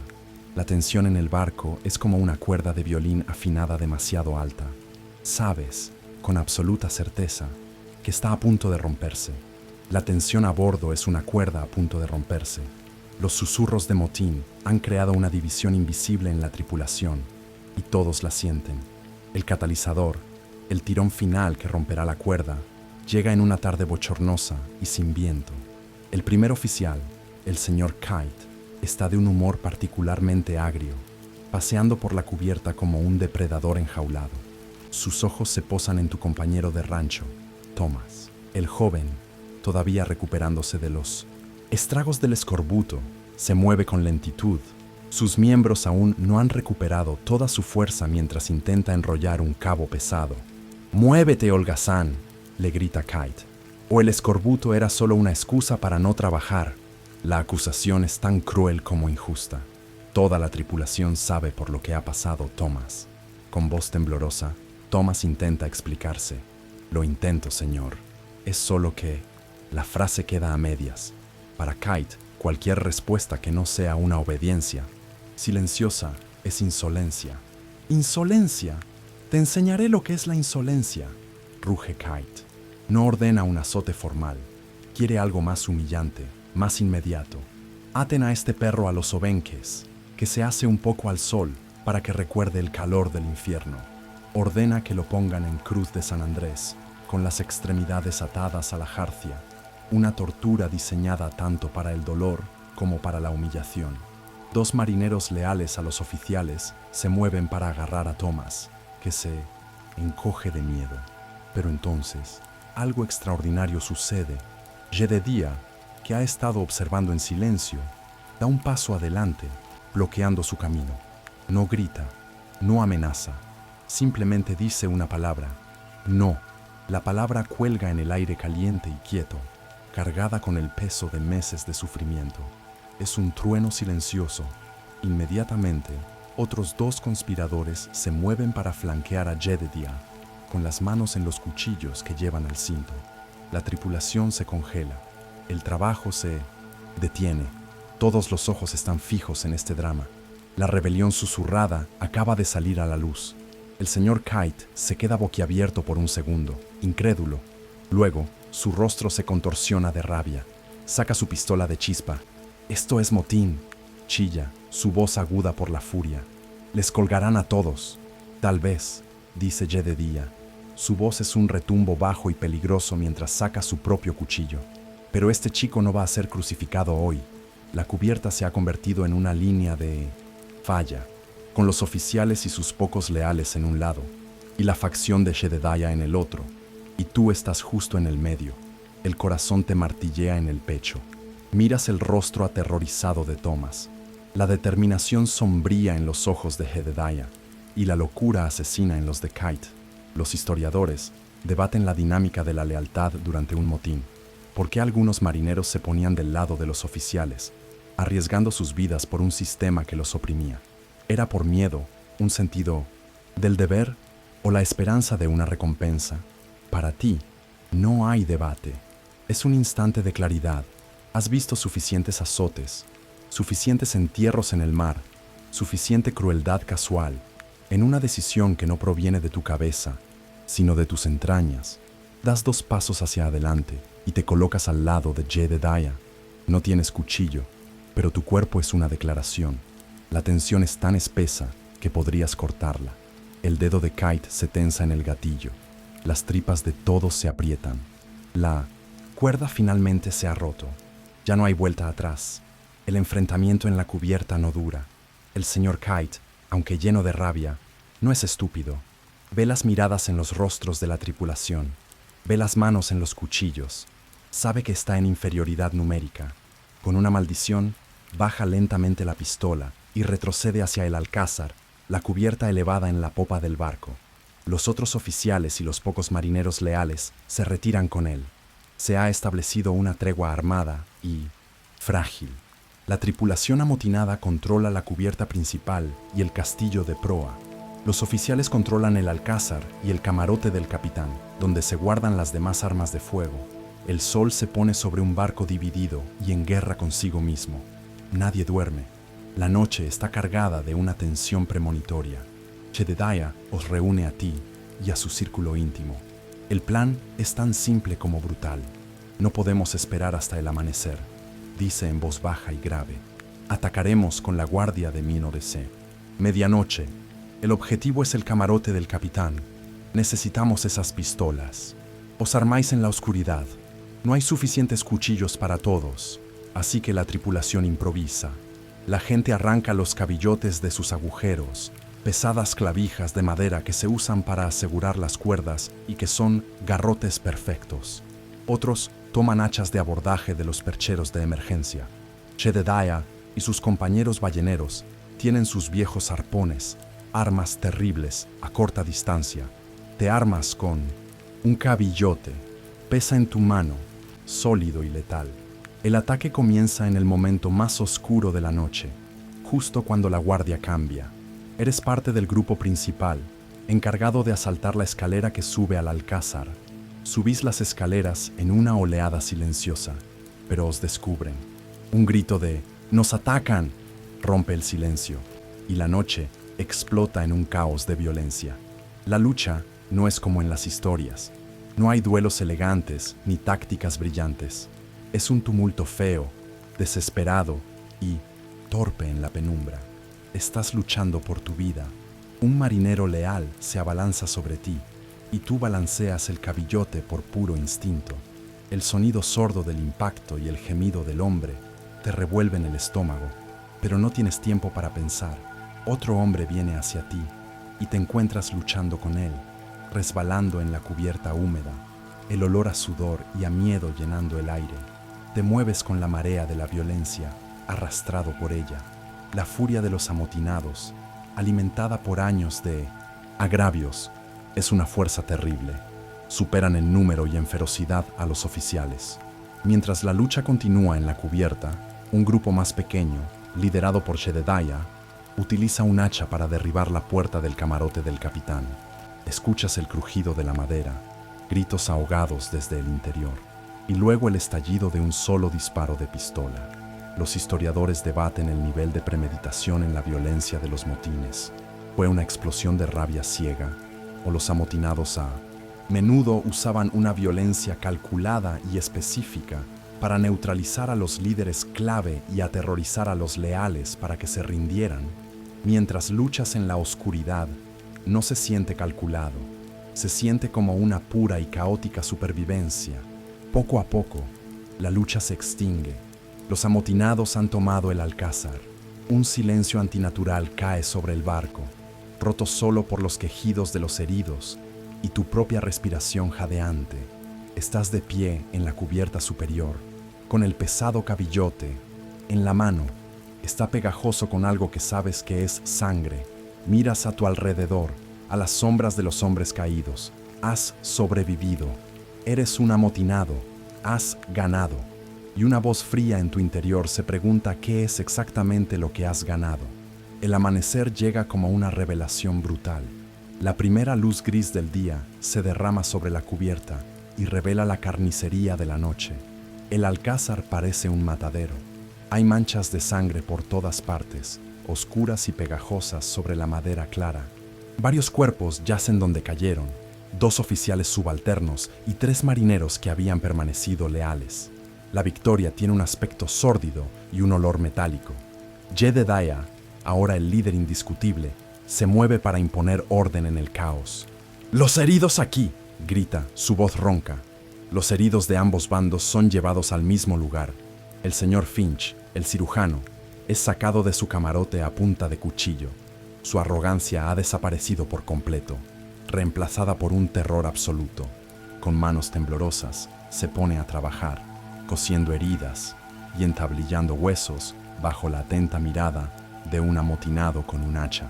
Los oficiales supervivientes, el capitán, que tiene una herida de bala en el hombro, el señor Kite, con la cabeza vendada y una mirada de odio puro, y un par más, son arrastrados y atados al mástil principal. La tripulación se reúne a su alrededor. El ambiente es febril. Algunos hombres gritan pidiendo su ejecución inmediata. «Que prueben el látigo ellos», grita uno. «Que caminen por la plancha», grita otro. Pero Jedediah los silencia. Su decisión es pragmática. «Vivos valen algo», declara. «Muertos solo nos traen la horca más rápido». Los oficiales serán confinados en la bodega de carga, bajo llave. Son rehenes, un seguro. La tripulación murmura, pero acata. El destino de los muertos es menos ceremonioso. Son cosidos en sus hamacas, como los hombres que murieron de escorbuto, y arrojados por la borda sin una oración. En la muerte, todos los marineros son iguales. Estás en un estado de shock retardado. La adrenalina de la lucha ha sido reemplazada por un vacío tembloroso y nauseabundo. Miras tus manos, todavía manchadas de sangre seca. Ves a Barnaby observándote desde el otro lado de la cubierta. No participó en la lucha. Se mantuvo neutral, y su silencio es más inquietante que cualquier acusación. Jedediah se sube a una bobina de cuerda y se dirige a la tripulación. Este barco ya no es el Estrella del Sur, proclama. A partir de hoy, es la Audacia. No hay más capitanes, no hay más oficiales. Somos hombres libres.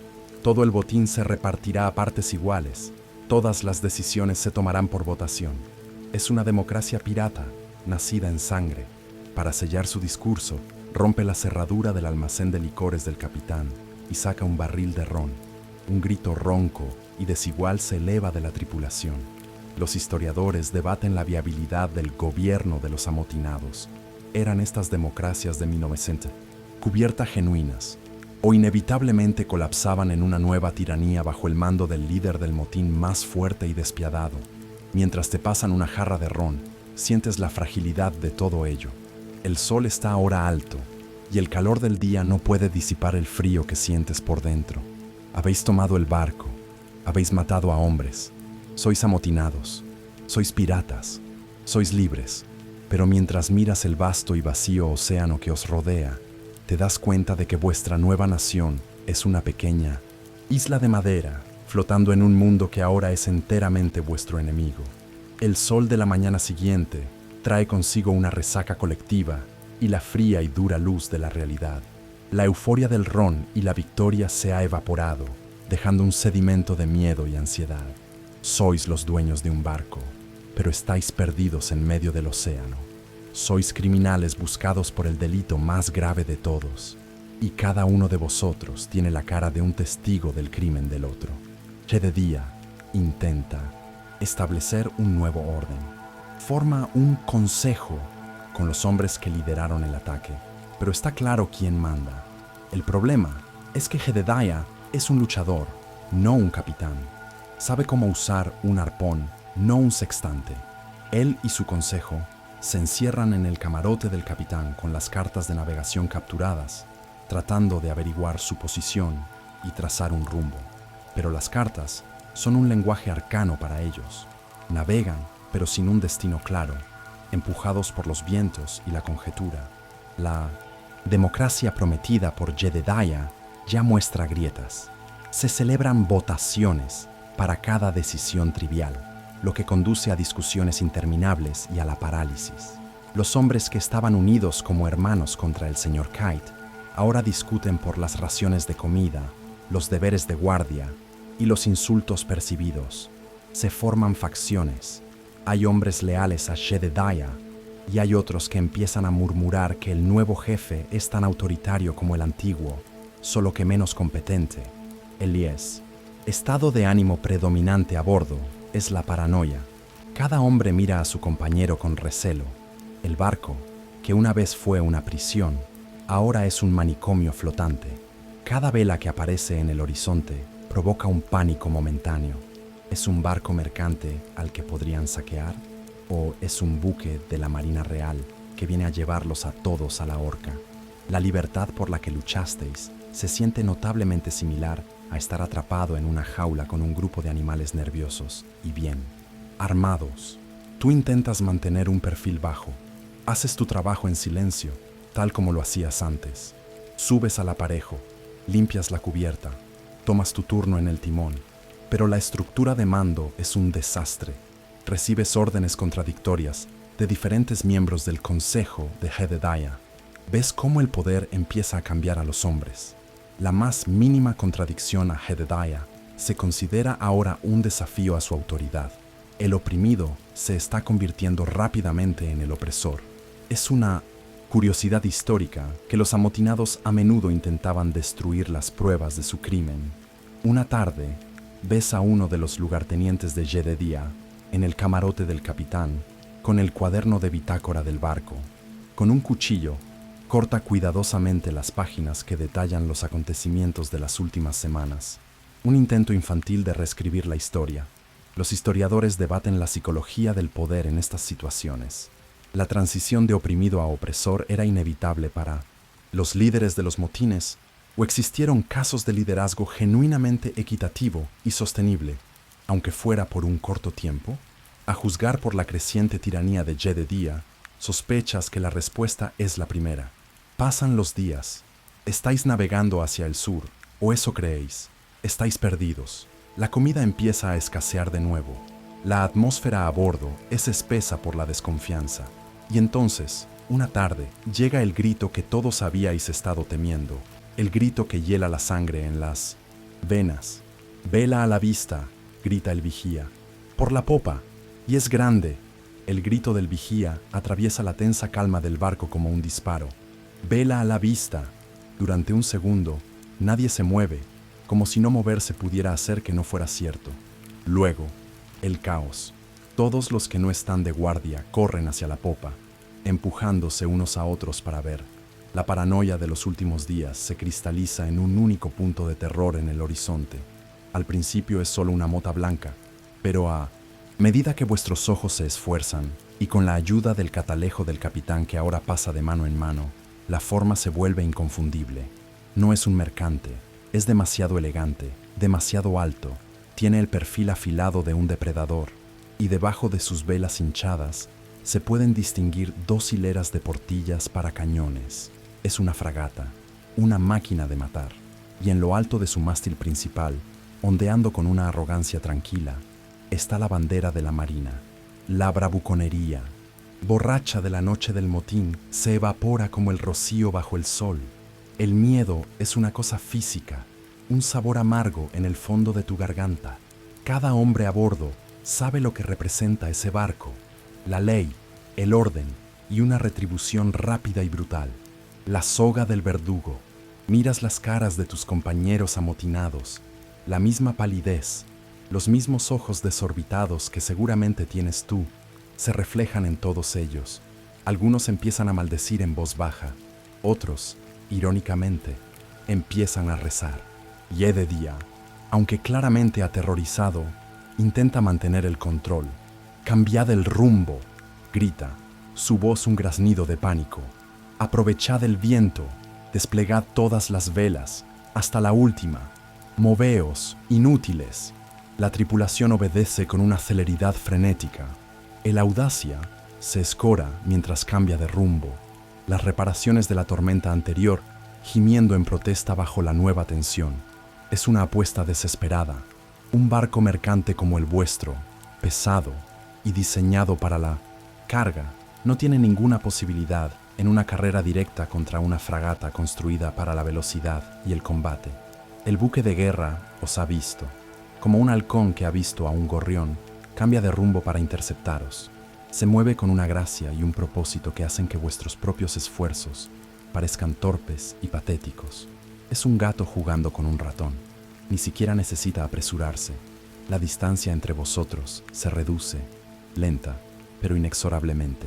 El buque de guerra iza una serie de banderas de señales, una curiosidad de la comunicación naval. Es un lenguaje que no entendéis, pero el significado es claro. Identifíquense. Jedediah grita que se arríe vuestra bandera improvisada, la calavera y las tibias cruzadas que habíais izado con tanto orgullo. Es un gesto vacío. Saben lo que sois. Los historiadores debaten la eficacia de la policía naval. Si bien era imposible patrullar todo el océano, la mera presencia y la reputación de brutalidad de los buques de guerra eran un elemento disuasorio psicológico lo suficientemente fuerte como para mantener la mayoría de los barcos mercantes en línea. Mientras observas la fragata acercándose, su proa cortando las olas limpiamente, no tienes ninguna duda. Es la encarnación de un poder contra el que no tenéis defensa. Comienza la persecución. Vuestro barco cruje y se queja, empujado a sus límites. La fragata os sigue, paciente, implacable, inevitable. El vasto océano, que prometía una libertad sin límites, se ha encogido de repente. Ya no hay ningún lugar a donde huir. La persecución se convierte en tu nueva realidad. Los días y las noches se funden en un único estado de alerta y agotamiento. La fragata de la Marina es una presencia constante y ominosa en vuestra estela. A veces, con un cambio de viento favorable, lográis ampliar la distancia y una frágil esperanza aletea en el pecho colectivo. Otras veces, sobre todo al amanecer, la veis mucho más cerca, una silueta nítida y amenazadora. y el sabor del miedo vuelve a la boca. Jedediah empuja al barco y a la tripulación hasta sus límites absolutos. Se mantiene toda la vela posible izada, día y noche, una práctica peligrosa que pone una tensión increíble en los mástiles y la jarcia. El barco, que todavía lleva las cicatrices de la tormenta, gime y cruje en protesta. Las reparaciones improvisadas empiezan a fallar. Uno ven que se deshilacha, una verga se astilla. El trabajo es incesante, un esfuerzo frenético y continuo por mantener unido vuestro barco mientras huís para salvar la vida. En esta prueba de fuego, la habilidad de la tripulación sale a relucir. Estos hombres, amotinados y proscritos, son marineros soberbios, saben leer los matices del viento y las corrientes de una manera que los libros de navegación no pueden enseñar. Incluso Barnaby, el viejo cínico que se mantuvo al margen del motín, ofrece ahora consejos en voz baja a quien esté en el timón. Un poco a babor, murmura. Hay una corriente ahí que no se ve. No lo hace por lealtad a Jedediah, sino por el instinto de supervivencia que comparte con todos a bordo. La fragata no solo os persigue, juega con vosotros. Os empuja deliberadamente hacia el sureste, alejándoos de las rutas marítimas conocidas donde podríais intentar confundirla entre otros barcos. Os está pastoreando hacia un tramo de océano vacío, un desierto de agua donde no hay escapatoria. Por la noche, su luz de navegación es un único ojo malicioso que os observa en la oscuridad, un recordatorio de que no hay descanso. Para ganar velocidad, los marineros recurren a viejos trucos. Se organizan cadenas de cubos para mojar las velas, creyendo que la lona húmeda atrapa mejor el viento. Es un esfuerzo agotador y probablemente inútil, pero da a los hombres algo que hacer. Jedediah, desesperado, toma una decisión drástica. «Aligeren la carga», grita. «Tiren por la borda todo lo que no sea comida o agua». Con desgana, la tripulación empieza a arrojar por la borda barriles de 1900 carga, respetando a regañadientes las posesiones personales de los demás. El barco se eleva un poco en el agua, ganando quizás una fracción de nudo. Los historiadores debaten el delicado equilibrio de la moral durante una persecución.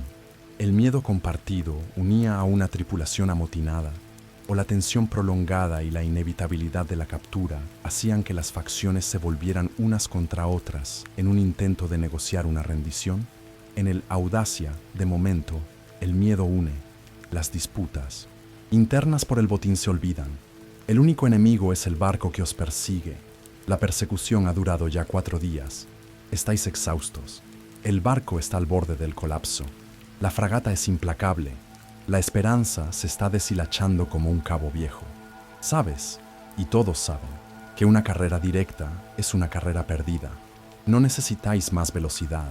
Necesitáis un milagro. Necesitáis desaparecer. Cuando toda esperanza parece perdida, el océano os ofrece un regalo. El cielo, que ha estado despejado durante días, se vuelve de un blanco lechoso. El aire se vuelve frío y húmedo, y la visibilidad empieza a disminuir. Hacia el oeste, directamente en vuestro rumbo, veis una vista increíble, un banco de niebla inmenso y denso, que yace sobre el agua como una cadena montañosa de nubes grises. Jedediah os ve mirándolo. Ahí, dice, su voz ronca por el agotamiento y una nueva esperanza. Esa es nuestra única oportunidad. El plan es tan simple como peligroso. Navegar directamente hacia la niebla y, una vez dentro, hacer un giro brusco e impredecible, rezando para que el buque de guerra pierda vuestro rastro. La carrera final comienza. El capitán de la fragata debe de haber adivinado vuestra intención, porque su barco parece cobrar nueva vida, acortando la distancia de forma alarmante. Os estáis acercando a la pared de niebla, pero ellos se están acercando más rápido. Oís el boom sordo de un cañón. Una bala de cañón traza un arco en el aire y salpica el agua a menos de 50 metros de vuestra popa. Es un disparo de advertencia. El siguiente no lo será. El pánico os impulsa y trabajáis las velas con la fuerza de la desesperación. Y entonces os sumergís en la niebla. El cambio es instantáneo y desorientador.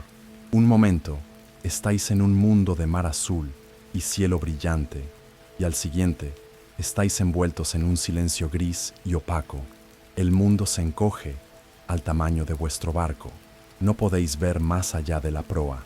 El sonido del viento en el aparejo se apaga, y el único ruido es el chapoteo del agua contra el casco. El buque de guerra ha desaparecido. Es como si el mundo hubiera sido borrado. Los marineros, supersticiosos por naturaleza, se sienten aterrorizados por la niebla. La llaman el fantasma gris. Creen que los espíritus de los ahogados vagan por ella. Ves a un hombre persignarse mientras la fría humedad se pega a su piel. Pero hoy, la niebla es vuestra salvación. Todo a estribor, grita Jedediah. El timonel obedece y el barco cruje y se inclina, bruscamente mientras realiza un giro de 90 grados. Ahora navegáis a ciegas, confiando únicamente en la brújula y en la suerte. La espera es una tortura. Cada crujido de la madera suena como el cañón de la fragata. Cada minuto se alarga como una hora. ¿Ha funcionado el truco? ¿Adivinaron vuestro giro? ¿O la fragata también ha entrado en la niebla y podría aparecer de repente a vuestro lado como un espectro? El silencio es casi más aterrador que el ruido de la persecución. Los historiadores debaten sobre el cálculo de riesgos en estas situaciones. ¿Era la decisión de virar bruscamente en la niebla una brillante táctica naval o un acto de pura desesperación, con una probabilidad de naufragio casi tan alta como la de captura? Para ti, no hay diferencia. Era la única opción. Después de lo que parecen años, pero que probablemente fueron 2 horas, notáis que la niebla se está adelgazando. Un rayo de sol pálido atraviesa el velo gris, y luego otro. Salís de la niebla a la luz de una tarde soleada. Todos corréis a las barandillas, escudriñando desesperadamente el horizonte en todas direcciones. Está vacío, completamente vacío. El buque de guerra se ha ido. Lo habéis conseguido. Un grito ronco, incrédulo y triunfante brota de la tripulación. Os abrazáis, reís, gritáis. Habéis mirado a la orca a los ojos y habéis escapado. Por ahora, sois libres. La euforia de la huida es un fuego breve y brillante. Una vez que se consume, os quedáis con las cenizas frías de vuestra situación. Habéis escapado, sí, pero el barco está maltrecho, las provisiones de comida y, lo que es más importante, de agua dulce, son peligrosamente bajas. El resentimiento y la desconfianza, temporalmente olvidados durante la persecución, vuelven a surgir. Estáis a la deriva, perdidos y de nuevo enfrentados. Es entonces cuando el destino os presenta una tentación. «Vela a la vista», grita el vigía. Esta vez, la reacción no es de pánico, sino de un hambre depredadora.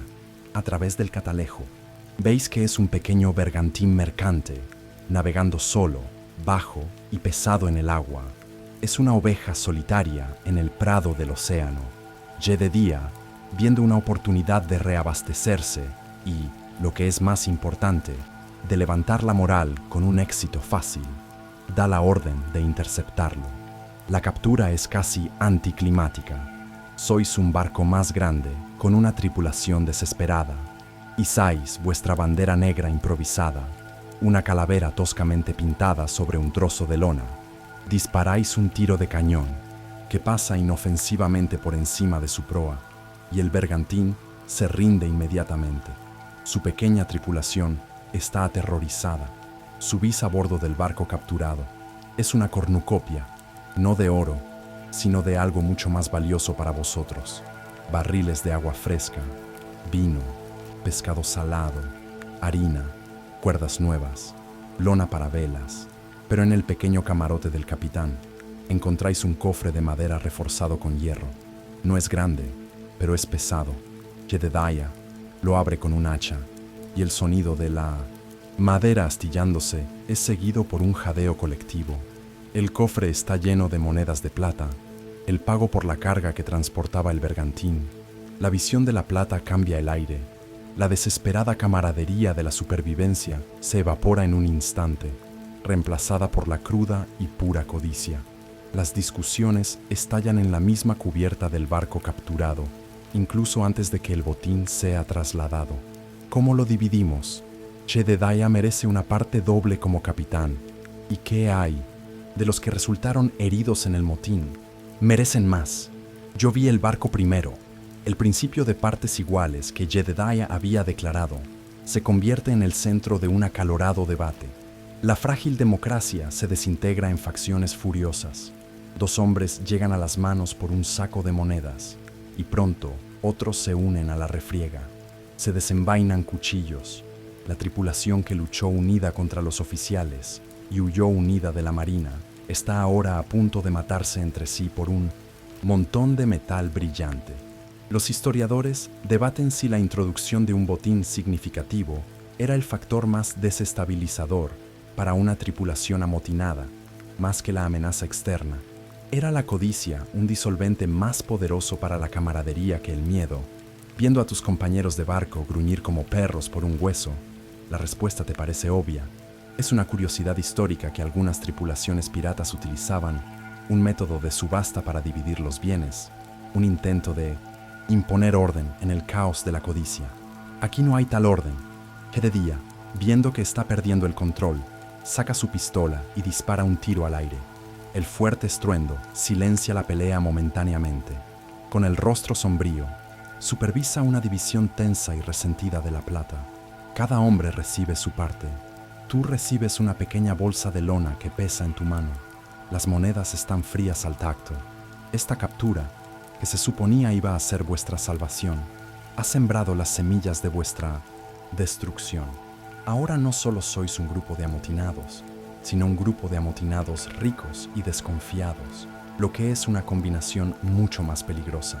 Con el barco reabastecido y los bolsillos llenos de plata, la atmósfera a bordo cambia de nuevo. La paranoia y la codicia han creado una tripulación de extraños. Ya no coméis juntos en grupos de rancho. Cada hombre vigila su pequeña fortuna, sospechando de los demás.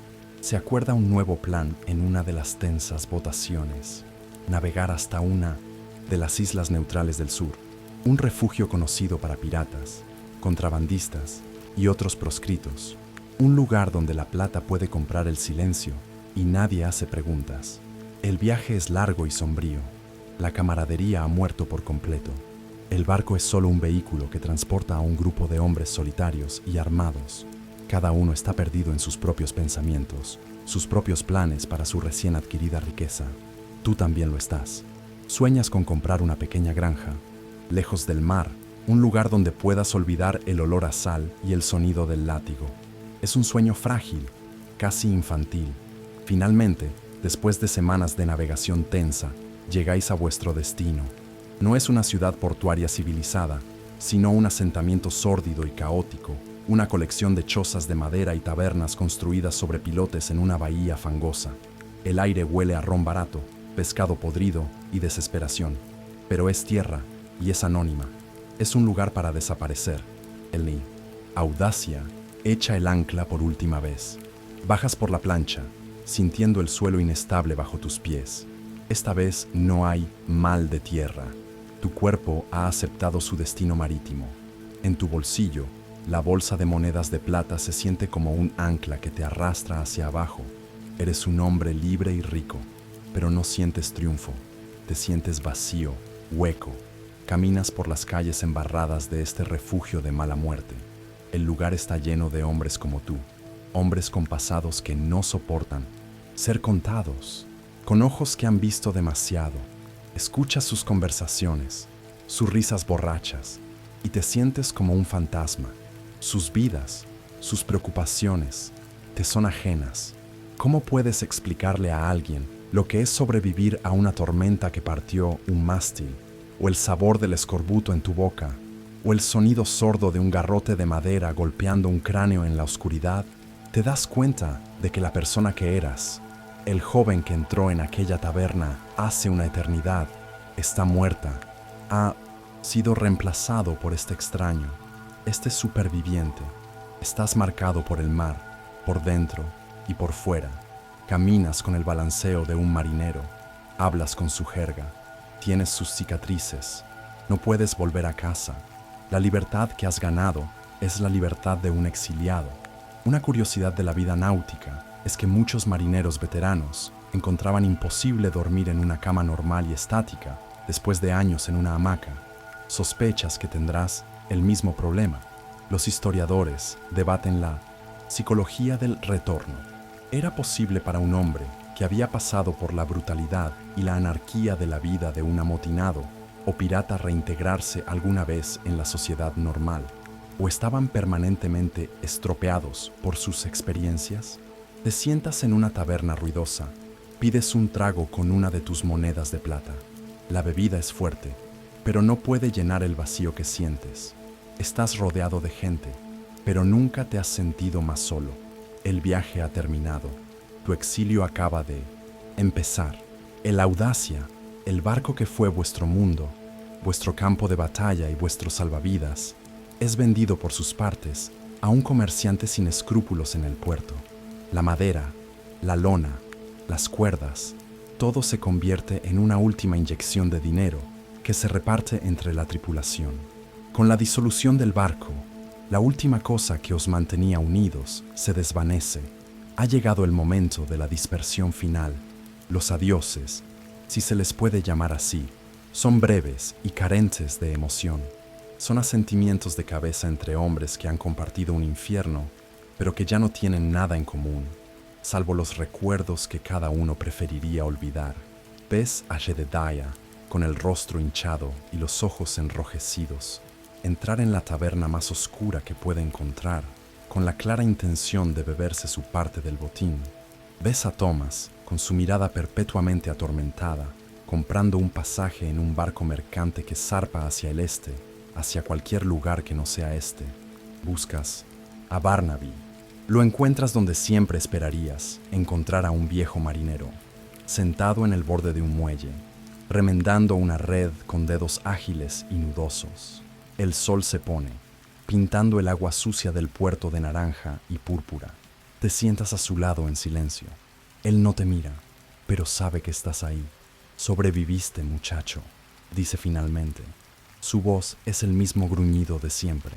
No es un cumplido, es una constatación. Eso es más de lo que la mayoría puede decir. Te cuenta que ha oído que un pequeño barco de cabotaje necesita un par de manos experimentadas para un viaje corto por la costa. Es un trabajo tranquilo, dice. No hay motines, no hay persecuciones. Vuelve a la única vida que conoce, porque no hay otra para él. Antes de que te vayas, te da un último consejo. Cuida tu espalda y cuida tu plata. Ambas cosas atraen a los cuchillos. Te levantas y lo dejas allí, una silueta contra el sol poniente. Te alejas del muelle, dejando atrás el olor del mar. En tu bolsillo, las monedas de plata pesan. Son tu libertad y tu condena. Son suficientes para comprar esa pequeña granja de tus sueños. Pero, ¿podrías vivir en ella? ¿Podrías soportar el silencio de los campos después del rugido constante del océano? ¿Podrías mirar a tus vecinos a los ojos, sabiendo lo que has hecho, en lo que te has convertido? Los fantasmas de tu viaje caminan contigo, el rostro de Finn siendo azotado, los cuerpos de los muertos por escorbuto deslizándose hacia el mar.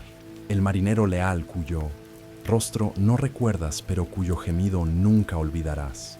Son parte de tu botín, un tesoro que no puedes gastar.